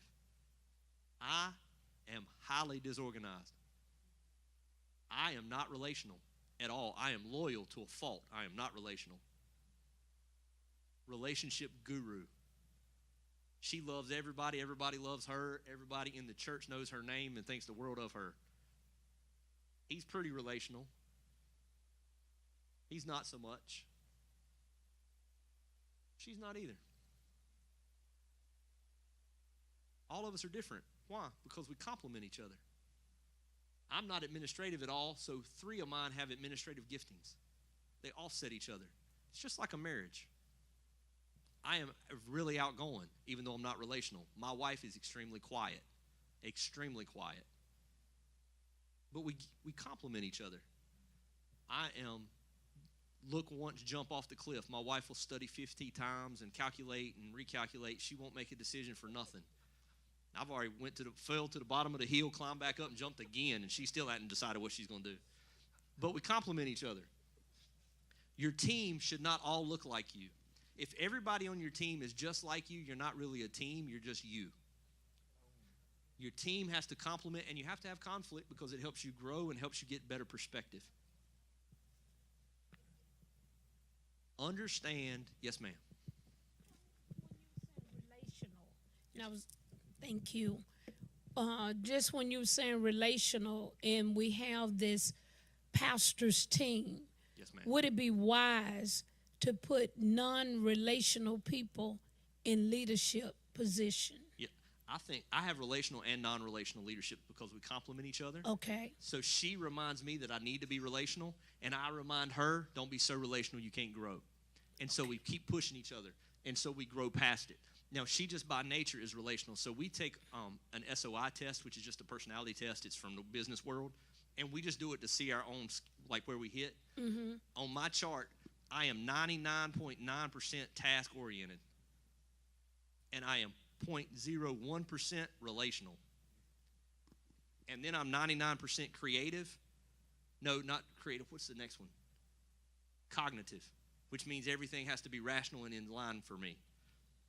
And then I'm 0% on the other one. So I can't remember, it's 4 of them. But I am extreme. I'm not top as I can go, bottom as I can go, top, bottom. She is exact opposite of me. He is about 50% on all of them. He runs about middle ways on all of them. And so all of us are different in the way we relate and connect to people, which means we help each other grow in the areas we struggle in. Yes, I sir. just want to mix. I want to mix. The reason being is if not, you will get very narrow focused as far as the way you do ministry, and you lose some of your creative genius. All right, so the next one we're going to do is what? What to focus on in team meetings. This question was asked earlier. How do you look when you meet with your teams? We're getting ready to talk about it. Yes. Yes, sir. We'll fill them out. Those are the 4 words. I'll give them to you. I just wasn't very specific with them. You ready? All right. First is commit to the team. Next is conflict.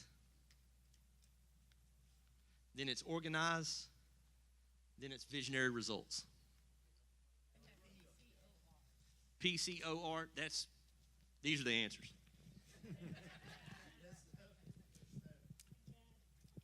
So way this is the C is conflict, the O is organized, the R is results, and the P is I think it's maybe participate or whatever. Yeah, but it's commit to the team.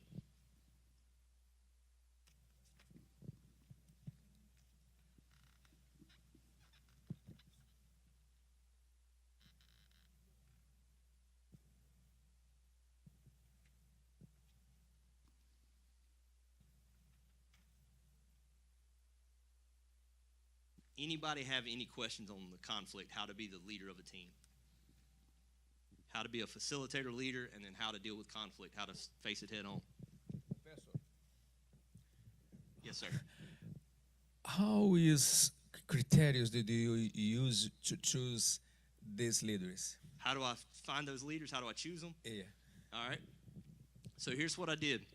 My job is to find the roles of people and their abilities. My connections director, I needed somebody to run my parking lot and oversee it. I had somebody who was willing. I gave him a opportunity to do it, but I did not give her a title. When she started running my parking lot, she was not a connections director. She was doing the job. I talked to her about what it looked like, and I said, we'll try it out for a little while. It's a trial basis. Everything is a trial basis. Why? It gives you the ability to back out of it without hurting their feelings, and it gives them the ability to back out of it without hurting feelings. Anytime I put somebody in a position, it's a 30 to 90-day trial. And I do it like this. Hey, I think you would be really good at this. Here's why I want you to do this. Here's what I need you to do. Would you be willing to try that? And we're just going to try it out for a while, and then we'll sit and talk about it, see if it works for you, works for me. That way, we can make sure we're both good with it before we go any further. And then they'll walk through it, and I have had people at the end of it say, yeah, I did okay at it. I don't really feel like this is where I'm supposed to be. Great, let me find that spot. Others I've thought, this ain't really where you're supposed to be. Let me find somewhere else for you, and so I can make that transition. It's always train, transfer, terminate. I try to train them to where they're ready to handle it. If not, I try to move them to another position. I transfer them. If that doesn't work, I terminate them. You don't like to terminate in the church world. Avoid it at all costs, which means be very slow in hiring, but when you figure out somebody's not going to work, be quick in changing it. Don't let an issue drag out. It just causes more issues. I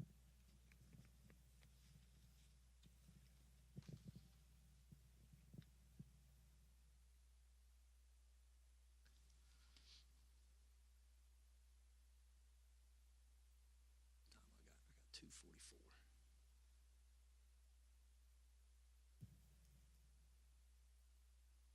Trying to figure out which one of these is going to be the most important for me to teach.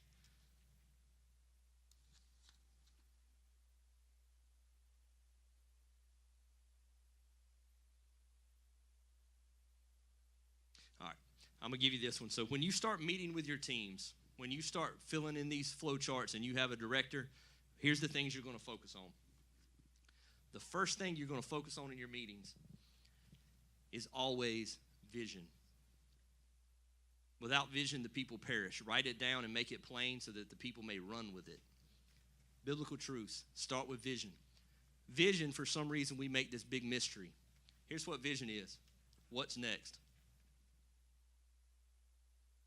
If we always focus on what is, we'll never go to what's next. Always start with what's next.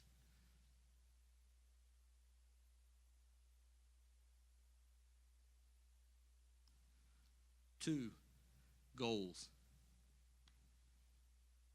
When we started talking about keeping score, set goals.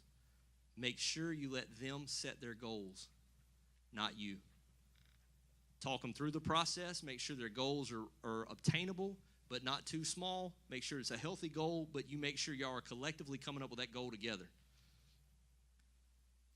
I want to give you something about goals. Most of the times in church world, we set goals and we never follow through with them. We never look at them again. We never hold anybody accountable. When my directors set goals, the agreement is if you don't meet these goals, you'll hand me your resignation. We're serious about our goals.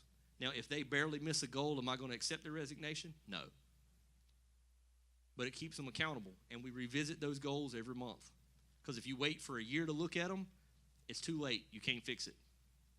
So when we went back a couple of pages back and we talked about what our goals were for each of our 4 categories, when they set their goals at the year, we're going to be visiting them. If they don't hit their goals, they're going to hand in their resignation.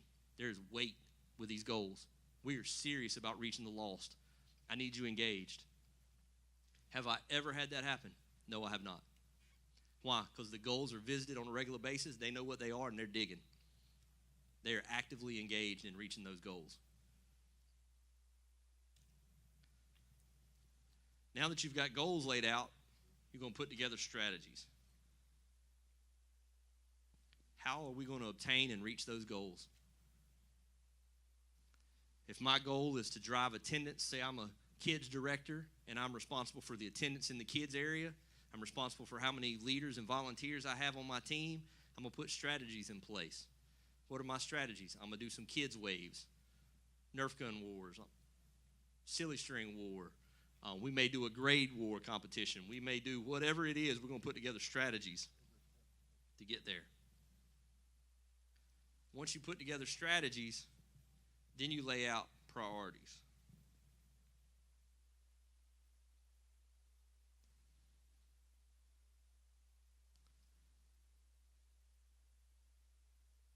What is the most important thing we hit? What's the most important that we get accomplished first? And then the very last one, which is the one that we stink at, is accountability. We're going to hold each other accountable for everything that we have set as our goals and where our vision is driving us. So the vision drives the goals drives the strategy drives the priorities, and the accountability is to make sure we're hitting all of the above.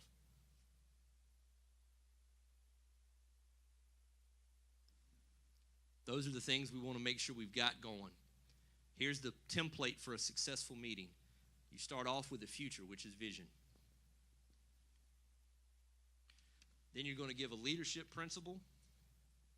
Leadership is just teaching how to do something as far as leading others.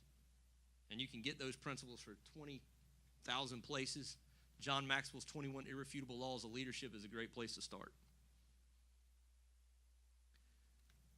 Then while your team is together, you're going to do best practices. Maybe you've got a director in an area that's doing a great job, somebody who's killing it. You want them to be able to talk about it for a minute, and you're going to make a hero out of them. Talk about how good they're doing, how great they're doing at it, and you're going to really focus on what they're doing. Best practices. It's how we grow. Yes, ma'am. On the strategies part, Yes, ma'am. For our youth group, we've come up with a point system. Right. And different things, they get different points. The problem is some of the things that we have, our group is getting too big, so we can't do like Texas Day Brazil when they reach 1,000 points, which is like a high-end place. So for the new year, we're getting ready. We're gonna have to find something like the point system is, it's gonna have to be out because we're up to like 20 kids. So how do you regroup your strategy without messing up the first 2 in place? You will adjust strategies. The truth is, the strategies will constantly change. Okay. And you'll just figure out new ways to hit your goals. Okay. And that'll be driven by your priorities. But the point system, you can work again, flip it. They'll get a pizza party, and that says, oh, that doesn't sound fun. No, all the other students have to serve them. Okay. That's a big deal for kids when they make the other kids have to serve them their pizza and bring those kind of, so you just get more creative. Okay. But it is always, yes, you will shift strategies constantly. Okay. Looking for new ideas. And best practices will be when you start sharing as churches about, hey, we did this with our students, this really worked well, and they're like, hey, we tried that worked for us, we tried tweaking it this way, and then you start going back and forth and you start learning from one another. Then you do problem solving. And when I talk about problem solving as a meeting, this is not specific, this is general problem solving. Like, it's not Miss Sally doesn't like her parking spot. This is more of a, man, we've got an issue, we don't have enough room for all the cars in the parking lot. General problem solving. And then the last thing we're going to do is relationship. We're going to build relationship within our leadership team, build interaction, because I need this relationship to be highly functioning. then they need this relationship to be highly functioning. And then they need this relationship. But you have to teach it here so it passes down.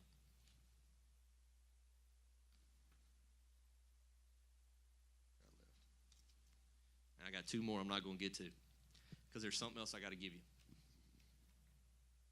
Man, we didn't have enough time today. That's a lot of ground to cover, isn't it? Yes, it is. It's a lot of ground to cover. So we're going to hold off on those until the next time I come back. I'll bring that packet back with me, and we'll finish it up, and we'll actually review the first part and then come right back. We will have a Zoom meeting, and we will talk about stuff in the Zoom meeting. In my Zoom meetings, what I'll try to do is instead of covering a bunch of new material, I'll try to answer any questions that have come up for you while you've been applying it or stuff is happening, general problem solving in those meetings. We'll actually walk through that thing I just gave you. That's exactly how we'll run our Zoom meeting. Just like those 5 points, that's exactly what we'll work on. So we'll talk through it. The one thing I want to talk about right now, we've got a few moments. I want to talk about the next 3 months. What do those look like for you guys as you're starting this process? I want to make sure I'm not just giving you these overarching ideas, but let's walk through specifically how that looks. So some of you in the room are going to need some director level leaders because where you are. So you're going to look at trying to recruit those director level leaders. You're going to look at filling those positions. You've got all this stuff coming, but understand that not too far out there is Christmas. There's a wave that is coming in Christmas that you're going to need to catch, which means you're going to start doing promo for that the last Sunday of November, which means it is fastly coming upon us. It's coming quick. So the month of November, we're running a financial wave. So I want to talk to you quickly about that. Any of you guys ever heard of a financial wave? Did Pastor Josh deal with that any last time he was here? No. All right. So a financial wave is the way we increase giving within our church. So I'm going to hit that. I'm not going to have time to get really deep with it, but I'm going to give you the premise. A financial wave is a wave that for 3 weeks, it's a 4-point system that we're going to hit with. We're going to do sermon series,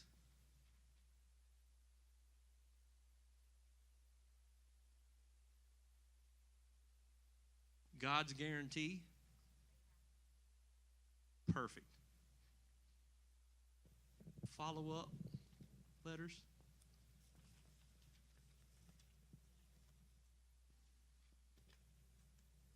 giving increases at least 20%. So for 3 weeks, and I'm doing 3 weeks because you could do 4 weeks, but the last week is right after Thanksgiving, which is traditionally a low Sunday, and it's also when I kick off all my Christmas promo. So I'm doing 3 weeks of God's guarantee, or a sermon series about giving. Ours is called Put Your Blank Where Your, hold on, let me think about it for a second. Put your blank where your God is, because people talk about, you can tell where somebody's God is by their money. Put your money where your mouth is kind of the premise. And we're preaching 3 sermons about giving, and it's not going to be about giving time and talents. It's about giving your money. We're talking about giving money. I've got a room full of new Christians, new believers. They don't know anything about giving. They don't understand what it is. And if I don't teach on it, I'm actually robbing them because they don't know that they're supposed to give, so I'm stealing from them the opportunity for the blessings. So for 3 weeks, we're going to preach a sermon series about giving, and it's going to deal with money. Jesus talked about money a lot. As a new pastor, it was the hardest subject for me to talk about. I struggled preaching on money more than anything. But I am realizing that I have robbed a lot of blessings from the people in my congregation because I was unwilling to talk about it. Jesus spoke about it, so will Seth. I'm learning. I will preach on money for 3 weeks. At the end of the 3 weeks, everybody that comes in for that sermon on the week 3 will get a piece of paper that says God's guarantee. Everybody got that in their handouts. That God's guarantee, every single individual that walks through the door will get that in their hand.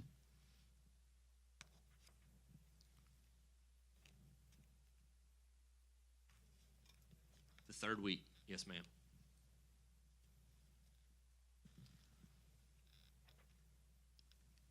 And at the end of that service, I'm going to ask everybody to respond by filling that piece of paper out if they're willing to take that God's guarantee. And here's the guarantee. If you will tithe for the next 3 months. Make sure it's given in a way where we can track it, we can keep up with it. If at the end of that 3 months you're not in better financial shape than you are right now, we'll write you a check back for every dime. It's not betting on me, it's betting on God. God says it. Try me in this. Try me in this. I believe God is true to his word. Doesn't scare me in the least. I used to, when we were a smaller church, I tell you, I'd give you your money back plus 10%. I can't afford that now. The plus 10% was Seth's promise. The other was God's. So that's what we do. You'll be amazed how many people will stand up. I'm going to ask them to stand up, fill that out, and I want them to walk forward as a family and lay it on the altar. It's a covenant between you and God. God, I'm going to tithe. I'm believing you're going to bless me. It's God's promise. He says, try me in this. It's the only thing in all the Bible God says, try me in. We're going to get them to sign that. Now look, for that to work, we don't just do God's guarantee the day of. Then there's follow-up letters. Look, I don't do a whole lot of connecting with people individually as the pastor, but I will call every single individual personally that fills out a God's guarantee, and I'll have a conversation with them. Every one of them's getting a phone call from me, and I'm going to tell them how proud I am of them for taking this jump, taking this step of faith, and how God is faithful, and he says, try me in this. This guarantee is not between you and Compassion Church. This is between you and God, and we just want to be a part of it and help you in this journey. And I'm going to talk to them about how proud I am and about how excited I am for what God's going to do in their life and where they're going. Then they will get a letter. So they'll get a phone call from me, then they'll get a letter at 30 days, at 60 days, and at 90 days. There's copies of those in all those handouts. And it will tell them on those letters, it will tell them how much they've given, where they're going with that, and it'll tell them, hey, if you've gotten off track and you want to stick with this, it's not too late. If you wait to the end of 90 days, it's too late. Here's why it's 90 days. If you do anything repetitively for 90 days, it now becomes a habit. It becomes part of your lifestyle. We are helping them learn the habit of giving. So why? So they can walk in the blessings that God's promised. Here's the line. You ready? We're not trying to get something from you. We're trying to give something to you. I'm trying to give something to you. I want you to live in the blessings that God has promised you, and you're missing them because you don't know this.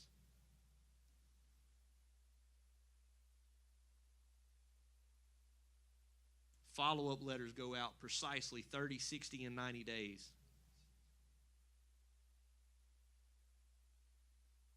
And then at the end of that, your giving will increase 20%. That's minimal. If you follow this, I guarantee it'll work.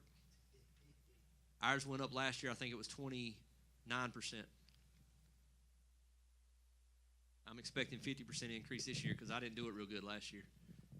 I hedged my bet on preaching on money, so I added some extra stuff in there to make it more comfortable for me. But it wasn't the right thing to do for my people, for my folks. That is God's guarantee. 3 weeks of preaching on money. Yes, sir, Bishop.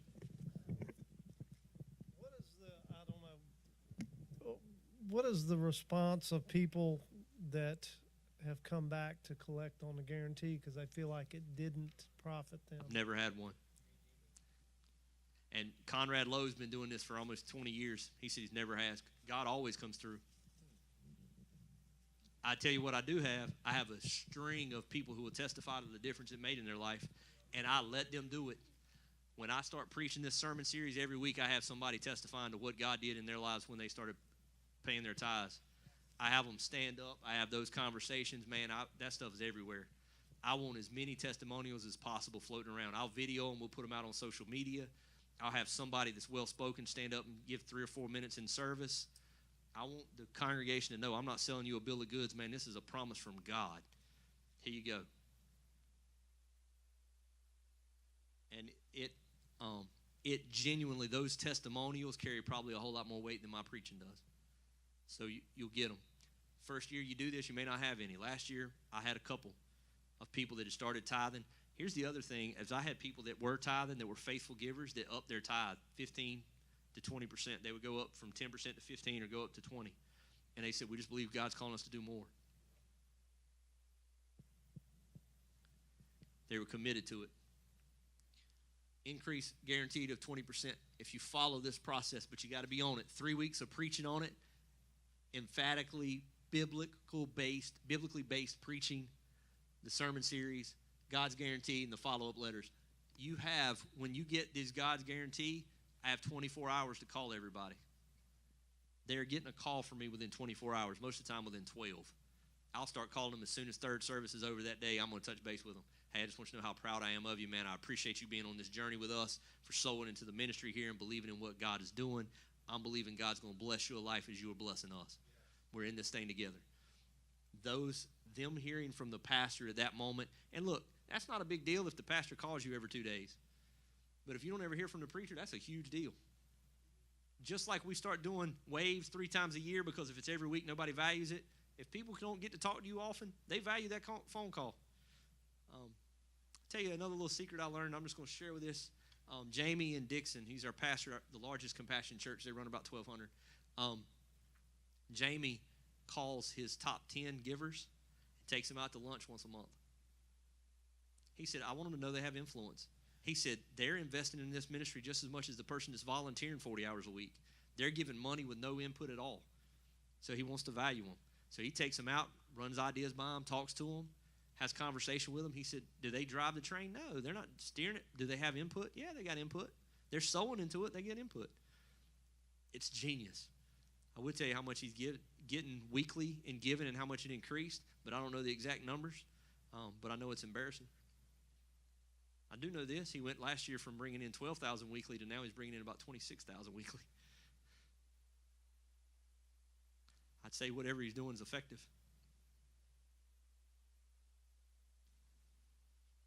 Anybody have any questions about God's guarantee for November?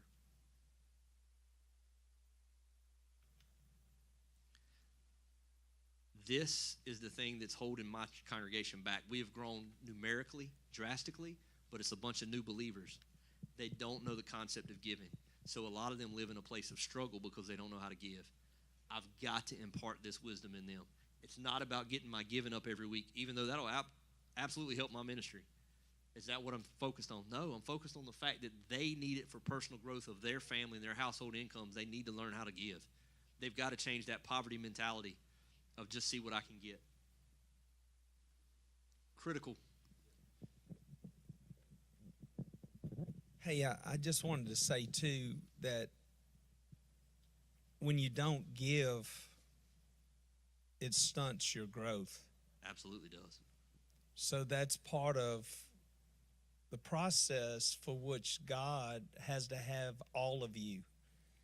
And it's a trust. Yep. And when you make that step and start to sow and give to God financially, then it unlocks doors for you personally. Amen. That is absolutely true. And I started today by talking about sowing in one field and reaping in another. When you learn that a lot of times you can sow financially and you will reap in other areas, in peace, in joy. When you figure that out, giving is not something you have to do. You can't give enough because you understand the benefits of it. You give recklessly. And me not teaching that like I should to my congregation, I've robbed them of a lot of joys God wants to give them. So I've got to do better. The next thing I want to talk about is Christmas. The Christmas wave. My campus, we have already done all of our Christmas decoration. We actually filmed the service last week. We filmed it. We'll watch it. We'll critique it. We'll get better at it, and we'll keep improving. But that's how it, like far ahead, it's planned out. We have actually already recorded it, sang every song, had every kid dancing on stage, the whole 9 yards. And I would have thought that was an impossibility a year ago, because a year ago I was putting sermons together 1 week at a time. But I have found that God and the power of His Spirit can work in the planning just as much as He can in the random. Matter of fact, God said Jesus Christ is the Lamb that was slain from the foundation of the world. The plan was in place before we ever began. God's anointing can work in the planning just as much as He can in the moment. As we plan and are strategic and intentional and on purpose about reaching the lost, God can inject His Spirit in the planning process. Watch Him do it. So always plan to succeed. So for Christmas is coming quickly. So for you guys to pull off a Christmas wave, you got to start putting some stuff in place very fast. Christmas is essential. One is it'll get you a win under your belt. Two is it'll start changing the mentality and the mindset of your congregation. It just will. So let's talk about Christmas for a second. And we will finish up our day right here. Christmas wave is coming. Now it's where y'all get to teach me. 4 weeks leading up to Christmas. What happens right here? Anybody remember? We would get some cards made, Yep. some invitation cards with, I think it was 5 names or 10 names on them. 5. Yes, sir. All right. What else is taking place? Social media. Look at y'all, man. Y'all are either I'm a great teacher or y'all are great students, but one way we're getting this thing.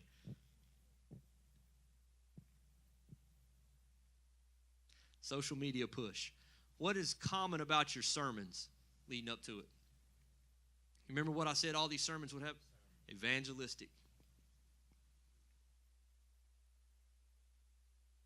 And you'll notice if when I'm writing something, I don't know how to spell it, I just scribble it all out so nobody can read it. That's evangelistic. That's what that says. Just letting you in on a secret. As the people have filled out these invite cards, what are we going to talk about they're going to do with those names? Yes, sir. On the guest cards, is it just name, address, number, and who invited you? On the guest card, yes, the day of. The guest card Okay, is going to have name. this is a different card. Yes, this is an invite card. This is the card that people are saying, I'm going to invite these 5 people that I know, that I love, that I care about, and make sure they come with me to this event. That's our Andrew card that we have. This is just the people are going to invite, and what I want them to do is I want them to commit to invite them and pray for them. Do what? Cast vision. There you go. That was the other one. Vision for what we're going to do and what we're going to accomplish. Absolutely. Vision that day. Every week we're going to reiterate it. The only thing we're announcing for those 4 weeks, this event. Nothing else is going to come out of my mouth on Sunday morning. Adam, my pastor who does our announcements, is not going to mention anything but that. Everything else comes off. All right, so Seth, evangelistic leading up to it. Yes. Now, we're talking about November sermons? These would be the Start- December sermons leading up to Christmas Eve. Oh, okay, all right. So these will actually, this will start right here. This would be the Sunday after Thanksgiving. Yeah. That's why my November series is only 3 weeks instead of 4. It's so I can get this week without it being financial. Okay. Yes. Weeks before the Christmas, the people he's a personal invite all the family. Sorry, during this time, here's the grow. You made the personal invited before this time, before the Christmas. Right. I'm inviting them for this day, Yeah. but we are praying for them and they're contacting them. Oh yeah. They're lining it up. Because if you wait until the day of or the week of, everybody already has plans for Christmas.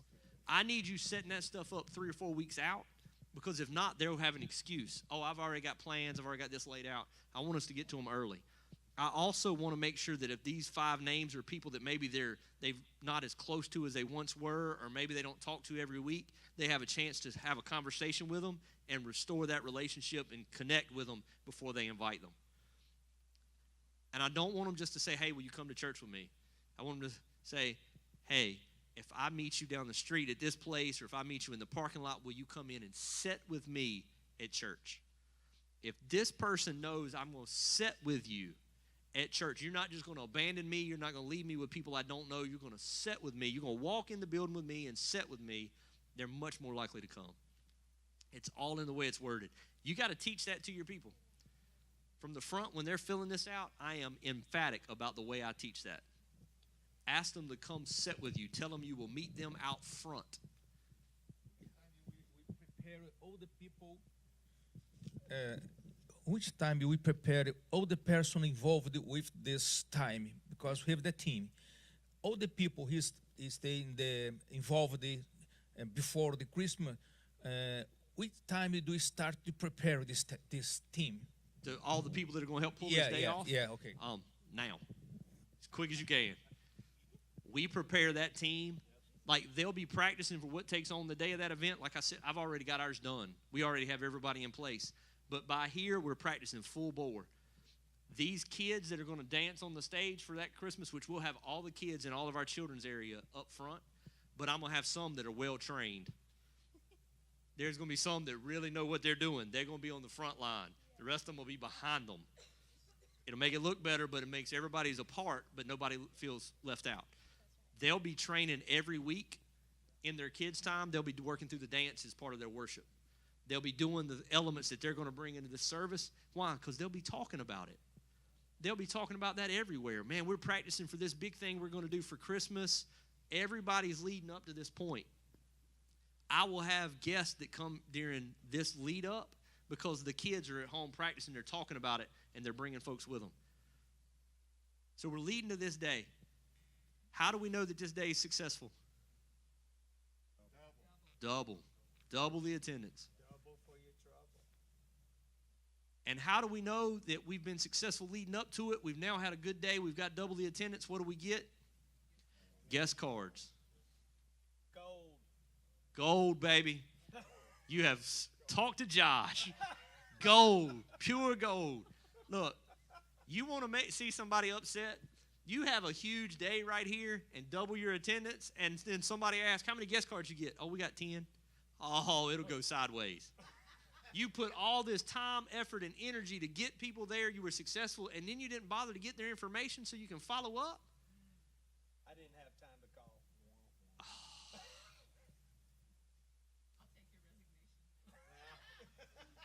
That is the right statement. We're going to have a staff. Have that typed in on my desk in the morning. Thank you.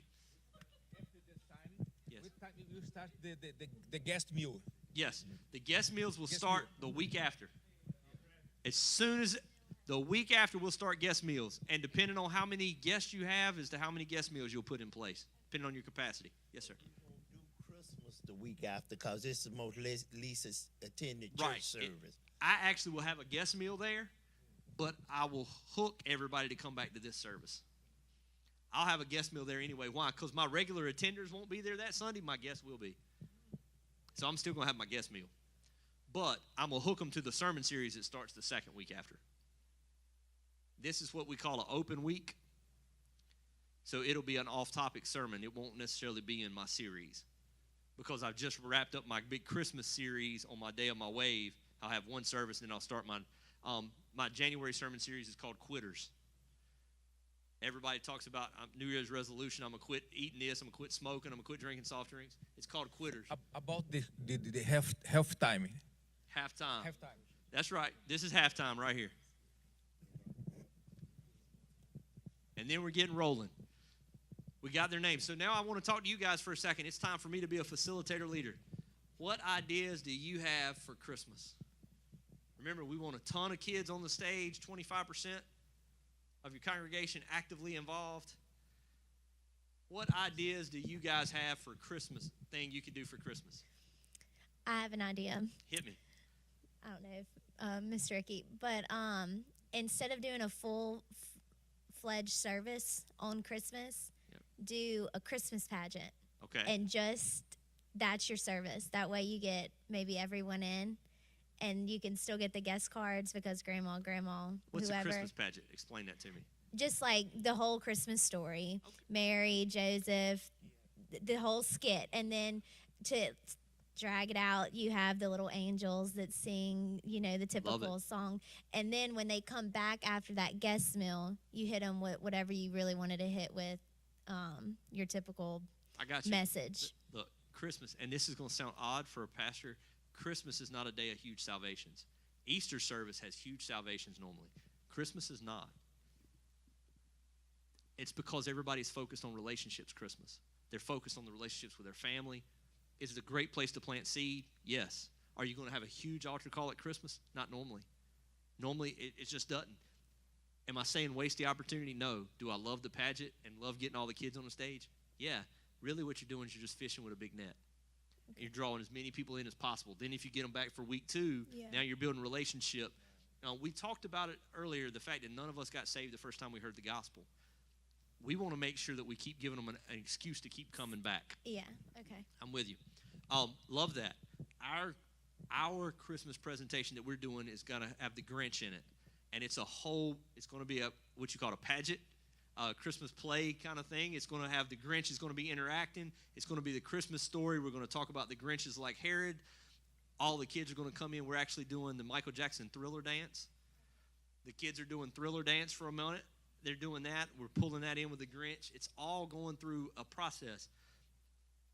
Do I need that to walk close with Christ? I don't. I ain't fishing for me.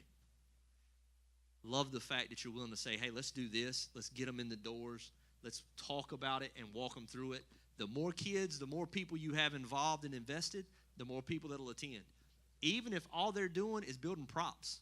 If you got guys in the church building props and they come 2 or 3 nights of the week and build props leading up to it, they're building relationship. The other thing is they want everybody to come see what they built. They'll be talking about it. They'll invite people. Yes, ma'am. Okay, and I had one more idea that just popped in my head. Having You keep coming up with ideas. I'm gonna see if you want to move to action. okay, instead of having the adults run a service, Yes. have your children come in and like when we take up our offering, have the children do the offering. Maybe have one of our youth kids do the message. Have a meet, like have it a children's service, but yeah, the youth takeover. And I mean, we do have kids. I don't know if we have a specific one that could do the full message, but maybe have a message divided up. But I feel like more people would come just like they would for the kids. Absolutely. If you get them involved, that works great. Here's the one thing I want to make sure you do. Okay. I want to make sure the pastor has a heart moment with the people. Okay. I want to make sure there's a moment where the pastor can connect. Okay. So no matter what happens at the end of, like for our Heaven's Gates, Hell's Flames, our fall wave, it's a big drama. I wasn't on stage. I wasn't involved in any of it. At the very end, when the altar call came, I wanted to be the one that was speaking into their lives. Right. Because I wanted that moment to connect with them, because next week they're going to come back and hear me. Yeah. Yes, sir. Yes, sir. I was thinking about, you call it the open service. Yeah. Is that the Sunday after Christmas? Yes, ma'am. Now, within that time, is that a watch night service? No, ma'am. It's not on my normal sermon series topic. When I Okay. call it open, it just means it's not necessarily a part of my series before Christmas or the series I'm going to start for January. It's open. I'll be honest with you, I'm not going to be preaching that week. Oh. I'm out of town with my family because I have been killing it all the way to here. I'm out of town that week. Now, my connections team still connecting people. I've got a guest speaker coming in, and then I start my next sermon series right here. Well, can I ask the flip side of that? Absolutely. About watch night service. Have Yep. you ever heard that term? Mhm. Do you do those services? I don't. Yes, sir. I'm not saying you can't do them and be effective. I just don't. And I don't do like sunrise services on Easter, any of that stuff. I run this model right here, and it's been effective, so that's all I do. Yes, sir. I wanted to ask you, how many times a year are you at your pulpit? More than I want to be honest with you. But the reason I'm out is not because I'm taking a week off. It's because I'm normally speaking somewhere else. So when I add a new church into our network that's in our region, I go and speak at their church, or I'm going and doing training with their people in person. So I have somebody else fill in. Look, I'm already preparing the next pastor of Compassion Axton. And so you're I'm not already- of the mindset, if you're not there, then they're not coming. Oh, no, they'll come without me. If it was built around me, we'd be in trouble. Are there some that won't show up if they hear I'm not speaking? Yeah, there's a few. They already know Jesus. The lost are coming. They do. They already know Jesus. The lost are coming. They're not coming because they don't know me anyway. It's the system that draws them in, and we're connecting them to Jesus. My only job is to facilitate the system and help lead leaders. It's the connection. It is genuinely drawn with that. Our attendance, if I'm gone, our attendance suffers a little bit. But it's people who are saved. It's not the lost that don't come. As you were picking out events, we heard a couple of good ones for Christmas. Anybody got any other ideas that could be the peak of your wave? It could be that one service, that one idea that you thought, man, this would be something my congregation will get excited about. We'll invite people to. They'll be willing to fill out 5 names on cards that they'll have there. They'll really be bought into this. Anybody got any other ideas? Depending on the culture you have, as long as you implement nursery, children's church, youth, and adults Yep. in the production, it's a win. If you can get, the more kids you can get on stage, the more people involved, the better off you'll be. Absolutely. Angie, what are we doing for Christmas? What's going on with the kids now? Well, we've already, 2 weeks ago, we started in nursery and in children's church teaching them the songs that they're going to be up here in the dances. Perfect. So we're already started You're on the already on Christmas wave. Yes. we have. Beautiful. Here's what I want to do. I want to make sure when you're going through that as you're doing it, you're already leading it up. Make sure you get your folks to fill these cards out. It's intentional. Get all your kids above a certain age to fill out a card too. Coolest thing is when after you've gone through one of these waves and you've got an 11-year-old that filled out a card with somebody's name, and now they're sitting in service every week. And that kid now knows that the power of their prayer changes lives. You changed everything for that child. And because they physically wrote it down, now there's a record and a marker. When the children of Israel came out of the Jordan River and God told them to pick up stones and set it there as a memorial for generations, you're making memorials for generations. So get them to fill out cards. You'll be stunned at the names that come in. And look, some of them will say grandma and grandpa. You're not going to know them. Pray over them. God knows who you're talking about. Let them be a part of that. Our kids pray over the cards, all the cards. We'll have all the cards in there for the kids to pray over. They got to know the power of prayer. Once we get here, day of, guest card is gold. It has name, email address, telephone number, who invited them.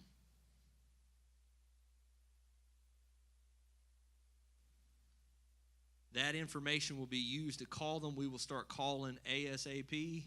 All calls will be done within 48 hours. Every single guest will be reached out to in some way within 48 hours. We will talk to them. We'll text them. We'll line it up. Now, sometimes you'll text them, and they'll say, call me on Thursday at this point in time. Okay, but there's at least been contact made within 48 hours. We're going to invite them back to guest meals, as many as you need to have to get all of the guests through them.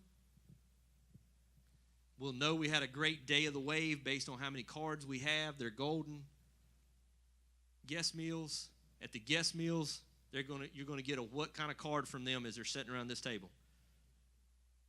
Interest card. Very good. I hear you. And what percentage of our total guests are we looking to connect? 30%. Y'all are all over this. The connections person, can you quickly just go over what that person looks like? Is that a pastor? Connections director is what we call them. That director is going to be responsible for these 4 areas. Right. And follow-up is one of their areas. Follow-up includes... Are they full-time? My connections director gets paid part-time, but she works full-time hours. They don't have to be full-time. So she has an office? She's office. In-house? She is in-house. Okay. Yes. Now, that has only been in the last 6 months. Now, she's responsible for all the cards coming in, the gold? Yes. She is responsible. Now, does she deal with all of them personally? No, she's built a team, her follow-up team. But she is personally responsible for making sure all of them are followed up. Once we get them followed up and connected and interested, the interest cards then go to all the different directors. Then she directs these guys that are responsible for the follow-up, and then she reports back to you. Yes. And you hold her accountable. So if we got 60 visitor cards, you want to see what took place. What does it look? Accountability. I'll What tell you exactly how we do that. expect, you must inspect, is what we always learn. If you don't inspect what you expect, you'll never get it. Right. You're exactly right. So here's ours workflow. How's that accountability? All right. So we have workflow is actually those cards go into our database, and every time they get handed from person to person, they put a note and they go to the next person, and then they report all the way back to her. Then she gives me a accountability. So let's do it with cards, because it's going to be the easiest way. You get all these cards of all the guests. Take them and hang them up in wherever your room meets, like wherever your board meets or your staff meets. So we meet once a week. All those cards will be hanging up. Every one of the cards is hanging up there, and every one of them will have a note on them. Who talked to them, when they talked to them, what guest meal they're coming to. All that information is tagged with it. And this is how we used to do it. Now we do it computerized, but this is the easiest way. You got them all lined up there. Once they've come to a guest meal, now their interest card goes with their invite card. They're stapled together. They go with their guest card. That all that information is together, and it goes to whichever area they said they were interested in. Then that person then connects them. Once they are connected, they've had their first serve. They've actually served on a team. Now we consider them completely connected. We can take them off our board. That's a win. Until then, they're hanging up in our office. We've got a scoreboard where every name of every single guest is hanging up, and it runs through the process. They stay on the board until they're connected. So Every week you can see them. So a scoreboard is a count, and then it's an accountability. And it's a name. Our scoreboard has a count of each Right. one, where each one we're accountable for. Yes. What took place with Sally? What happened with Sally, and Sally's not connected. That was 6 weeks ago when she came to a guest meal. What happened? Let's She find had a out. bad experience because somebody treated her wrong when she got. Possibly that. It could be that Sally came 2 weeks, thought she wanted to volunteer, and then she said, I'm not quite ready for that. She's still attending. Okay. Could be that Sally moved. But whatever it is, we're going to find a solution. And we will go back every quarter and call everybody that ever visited a guest meal that didn't get connected. We'll talk to them again. So the main connector is the guest meal, and Yes. every soul has a name. Every soul has a That name. is valuable. Cows have numbers. Sheep have names. We were called to lead sheep. Every one of them has a name. So we absolutely, on our board, every board has the name of the person. It's not just a number. So connections will sit here, and all these names will be underneath it. My connections director is responsible for connecting all those names. And they'll be broken down after every wave. Every guest that comes through has a card, and that's how we track them. And we find out what happens with every single one of them. And we don't want to miss them. You spend all this time, effort, and energy trying to invade the darkness and get people from the darkness into the light. How can you then just forget to call them? You want to watch a staff meeting go sideways? Let one of the directors say, I didn't have time to make my calls this week. I don't have to say a word. There's enough peer pressure. I don't have to put any boss pressure at all. Come on. Peer pressure is better than boss pressure any day of the week. I also get them to come up to the board, to the scoreboard every week, and they go through the people on their scorecard that they're trying to connect. They have to stand up and give an account for every single person on my board every week in my staff meeting. So my worship director right now has probably got 12 names on his board that he's trying to connect and get them serving. And he'll say, well, this one's waiting to come to practices. This one just sent in their 2 videos. This one, and he can tell me where every single one of them's at. So each one of these leaders has their own board. We Did I have hear a that? big board, and each one has their own section. Okay. Yes. Man, how big a board you got, brother? You see that wall right there? Yeah. About like that. The wall? Yeah. It's not quite that tall, but it's long. But on that's also got a lot of other information, but we keep up with stuff. If it's not visible, if you can't see it, the problem with a computer is all the names are in a database, nobody sees it. That's right. If That's you can been put our it on a problem wall, you can see it. It makes it important. It's That's in your been the sight line. problem. So we put stuff up on a wall That's so we right. can see it. too. We got to see it. And then once you see it, and then you got to stand up there and read their name 3 weeks in a row, and you got to tell why you hadn't got them connected. There's a lot of pressure there. Well, and see, the thing is we've been overwhelmed. Yeah. You get so many cards that you know we gotta work on our structure, Angie. And once you get to a certain point, till they get connected or until we have a result. So, like, if we've got somebody up there and we've called them 4 times and they won't call us back, that's a result. They're not responsive, we take them down. So there's a result. Every one of them has an end date. And then we'll go through and we'll pull everything off the wall, and anything that was a result that we couldn't contact, we put in another pile, and every quarter we'll go back and call them. Just try one more time. That's how we try to stay connected and make sure we don't miss any. All right, it's 3:30. It's 3:30. Y'all got anything else y'all want to ask me?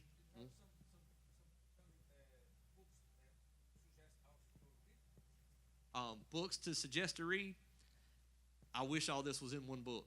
I may write one. That's a good idea. If I did, would y'all buy it? All of this is actually the system. Josh Hanna put the system together. There are ideas and concepts that come from all over. Josh put the system together in Middle Tennessee, and it was in rural America. It started working. He became a multi-site church. Then all of a sudden, the sites became autonomous, and they started working on their own, and it started going out, and it just works. The system works if you work the system. Keep repeating it. Keep doing it over and over, and it works. And every time you'll get a little smoother at it, a little better at it, and you'll win a little more and more in different places. Guys, I hate to run on y'all, but I got to get to the airport. And it was a privilege to be with you guys today. Thank y'all so much for the opportunity. I will see y'all next month in a Zoom meeting in November. Then we're off for December. Then I'll be back in January. All right? I'll see y'all then. Thank you guys so much. Come on, let's give him a big hand clap. As you head out the door, don't let us stop you. Let's pray for him. Father, in Jesus' name, we thank you for the deposit, Lord, that's